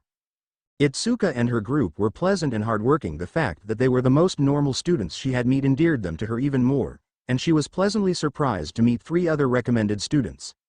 The 5 of them, Momo, Setsuna, Cassandra, Haruhime, and Izuku, worked diligently together to prepare for their exams ahead of the others. Examination. Izuku had a hard time falling asleep the night before. When his alarm sounded, it seemed to be blaring much louder than usual. Rising to his feet, he walked across the hall to the shower, taking his time, letting the water wash over him, hoping it would wash away his anxiety and fears. A knock on the door from his mother brought him back to the real world. With a quick reply, he stepped out and dressed for the most important day in his life to date. Entering the kitchen, he was surprised not to see Nomori around, as she and his mother's relationship seemed to be going well. Thankfully, he had not stumbled into anything risque beyond kisses and cuddles. It was endearing to see his mother happy and seemingly content. It was also interesting to know the difference between the pro-heroine Midnight, Teacher Midnight, Mama Midnight, and Nomori. Her being over more often allowed Izuku to spend much more time with Haru and Eri, as the girls would be over more often. The 2 Midoriyas ate and babbled as they prepared for the long day ahead. Inko was preparing for an expected uptick in infirmary visits and Izuku the exam. The only advice Nomori had shared with him was that all the exams had been tailor-made for each examinee. The rest of Aizawa had filled him in on the multi-step process. It would start with an interview, a written exam, a physical exam, a second interview, and a practical exam, with their numbers being reduced at each stage. His mother drove them to UA. They hugged a little longer before they separated so he could meet with his friends and check in. He found Momo and Setsuna already waiting, talking about various things as he approached. They all joined in on some review questions for a bit before, with a laugh, they watched as Haru and Cassandra were running up, somehow managing to be 5 minutes late despite living on campus. The check-in was easy. They were all led off to a waiting room flanked by multiple doors heading out. They took their seats and sat in quiet conversation as the rest of the examinees made their way in. It was interesting to see all the students coming in. Izuku was busying himself, seeing if you could get hints of their quirks to chase off his nervousness. Stage 1. First interview. Haruhime the kitsune sat in the forbidding room. A simple desk with 2 steel chairs was the only decoration. The white walls seemed slightly green, giving the room an almost sickly feel. The door across the room opened, and in walked a stern-looking man in a black suit, white shirt, and black tie. He could have been more descriptive. Otherwise, his black hair and eyes add to his demeanor. The chair released a metal screech as he pulled it back from the table. Greetings, examinee number 89. I am going to be conducting your interview. My name is Mr. Ito. The man said, his voice matching everything else about the man. Hello, sir, she replied, hoping her nervousness did not come through in her voice. Now, let's begin. Your name is Haruhime Sanjuno? Yes. Age 17. Yes. What is your quirk? Grow. What does it do? It provides a small boost to the target natural healing process and removes certain levels of fatigue. The girl responded in her practiced response. Midnight and Nezu have expressed that she is not to reveal the true nature of her quirk to anyone without express permission from Midnight or himself. Is that all it does? He asked, with a hint of skepticism. Yes, sir. She responded. With such a seemingly minor quirk and looking at your intelligence tests, why are you in the recommended exam? It is the hope of my advocate recovery girl and myself that the healing boost I provide with my quirk will grow and become on par, if not better than her quirk. As healing quirks are rare, she put me forth for the recommended exam. Are you aware that in a standard set of circumstances, you are not the only student she has put forth for this exam, and that the second person also has a healing quirk? One that is more developed and seems much stronger than yours. That would be Cassandra, and yes, I am aware. With your demeanor and quirks, you would be better off attending a medical university than the hero course at UA. Why do you want are you applying then? Because if it weren't for the bravery of heroes, I would still be imprisoned. watching my little sister being tortured. If I can gain admittance, then not only can I still go to medical school as is the plan, but I can also be a support hero like Recovery Girl herself. I want to provide aid and back up to those who risked their lives for mine. Now, before we dive deeper into that, let's talk about your little sister, Eri Kayama. The two of you were held as prisoners for years by the villain Overhaul, whose criminal dealings have been dealt a substantial blow, but he and a few of his lieutenants managed to escape custody. What can you tell me about Eri? And her quirk? No offense, sir. Her quirk has nothing to do with my exam or is any of your business, a hint of steel rising in her voice. As far as Eri goes, she is my little sister. I was her maid when Overhaul held us. She is also part of the reason I want to be a hero, to show her that we can truly overcome anything to rise to great heights, to rise above our stations or what others may deem as our lot in life, to become something greater. Understood, he replied with a hint of annoyance. Are you willing to discuss Izuku Midoriya? What about him, sir? Her posture becoming more rigid, her tail bristling slightly, as she leaned forward in her chair. According to my file, it says that you are rather close to your fellow examinee than other members of the at-risk class. Would you care to elaborate? He is the one that held off Overhaul and Asterius, allowing Eri and I to escape at great risk to himself. We share some similar interests, and he is quite protective of Eri. I fail to see what my relationship with him has to do with my interview, Mr. Ito.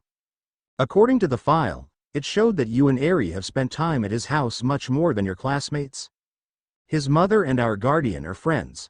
Unlike the other members of the ARC, Eri and I do not have the same restrictions placed on our movement. I have a good relationship with every member of the ARC.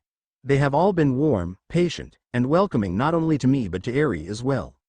The girls of the class are a treasure to be around, and the boys are protective and well-mannered despite any rough appearances. If you want to know more about Mr. Ito, you should schedule an interview with them. I would not presume to speak on their or Mr. Midoriya's behalf. What would you do if you saw Overhaul on the streets? Immediately report it to the proper authorities. If I am a hero or have my license, I would follow and keep my distance until backup arrived, as long as he was not a threat to others around him. If he were a threat and seemed to have a hyperfixation on myself, I would attempt to lure him away to an area to minimize the risk to innocent lives. I have no desire to see him dead. I want him brought to justice to answer for his crimes. Very good, now let's talk about Stage 2, Written Exam, Cassandra. Cassandra emerged from her interview, annoyed but happy she had passed. Following the corridor, she entered the auditorium, surprised to see that 8 of the original 100 examinees were already missing. The interview process had been annoying, and she particularly didn't like the person doing the exam. But she didn't expect to see that 8 people would not have made it past the first stage. Maybe they just froze up. Her nerves ran rampant as she took the seat, matching her examinee number, looking around, hoping to catch a glimpse of her friends, and there he was, Izuku. He turned, and they saw each other. He gave a warm smile, almost like he could tell she was getting nervous. It had the desired effect as she took her seat. It took her a moment to locate Haru, Set, and Momo, but she felt more tension leaving her as she could pick them out. Then, ectoplasm took the stage as several duplicates moved down the aisles handing out the test booklets. Ladies, gentlemen, and others, welcome to the written exam for UA recommended students. Each test has been tailored to the individual test taker. There are 150 questions in total, and you will have 3 hours to complete your exam. You are not allowed to leave your seat once the test begins. Should you do so, you will automatically fail the exam and not be allowed to move on to the next stage. If a device malfunctions, raise your hand, and I will provide you with a new one to continue. Cheating of any kind will not be tolerated. If you do not have what you need on your desk, please do so now, as your bags will be off limits. Begin. The sound of the booklet's opening was immediate. Cassandra's first portion was math, a subject she was comfortable with but not confident about. It took a moment, but soon everything was blocked out as she focused on the task, answering questions, moving forward the best she could. Can a person be motivated by desires that are not ultimately selfish? Yes. Behavior is usually described as altruistic when it is motivated by a desire to benefit someone other than oneself for that person's sake. The poet John Keats once wrote, in his poem, Ode on a Grecian Urn, "Beauty is truth, truth beauty, that is all ye know on earth and all ye need to know." By contrast, Plato, in the Republic, warns of poetry's power to make a falsehood seem authentic by beautifying it. What, then, is the relationship between beauty, as achieved by the artist, and truth? The truth can be beautiful, especially when it sets us free. However, some facts can be challenging to hear and ugly and heartbreaking. Beauty can help us cope with these inconvenient truths and other hardships in life. It is unrealistic to expect anyone to live by hearing only raw facts every day. We all tend to deceive ourselves in some way or another to make life a little more bearable. What part should intent play in determining the punishment for crime? For instance, if a man attempts to kill another man but fails to kill him and, instead, only wounds him, should he receive a lighter sentence than the man who intends to kill another man and succeeds? He should not be rewarded for failing to do so and be punished as if he had succeeded. Suppose in the course of a quirk awakening, people are seriously injured. Should the person be held responsible for the crime and allowed to continue with their life without any repercussions? Cassandra froze when her quirk awakened. She had hurt people. That was what landed her in the art class. It had been believed for a time that her quirk could only hurt people. It was after that it was found that her quirk could heal and was more powerful. That way she was given a spot in the recommendation exam. But someone had been permanently scarred by her, Daphne. The girl bore Cassandra no ill will and was her friend to this day. But there was someone else that had been caught in the awakening. Her mother. Her mother had suffered permanent damage to her knee and could no longer walk unaided. Should Cassandra be punished? She was 4 and had no idea what she was doing. What about the others in the class, like Fujin, Reijin, or Toga? What happened wasn't their fault. Should they be punished? I don't know. She sat there staring at what she had written, seconds ticking by when the silence was broken by someone screaming as they were being taken out of the room, a look of madness in their eyes. It's a cookbook, you fools. It's a cookbook. She looked at the previous answer and just moved on. If you knew this was your last day, would you do the same things you're doing? There is someone who gives me butterflies in my stomach. I wish to express my feelings to them and hear their response, even if it's just for a day. Stage 3. Physical exam. Momo stood in the waiting room. Having completed her first interview, she had just passed the written exam. She felt prepared for the physical exam. The first part was, as expected, a medical evaluation conducted by Inko. Momo blushed as questions about sexual activity were posed, seeing as she had a budding relationship with the woman's son. After that part, she was surprised. Inko handed her a UA gym uniform and told her to exit the room through a different door and head to the waiting room for the second part of her physical exam. When the door opened, there was a young girl who invited her into a large workout room with a sparring circle to the side. The woman left Momo alone for a moment till the American Pro Mass walked into the room in his hero costume. It was a white bodysuit with a purple and green stripping along the sides, arms, and legs. His hood was pulled back to show his head of white hair with matching color streaks. The man was considerably standing 6'5" and easily as broad as All Might, if not more so. He was known for his fierce combat but surprisingly gentle nature outside action. Welcome, examinee number 45.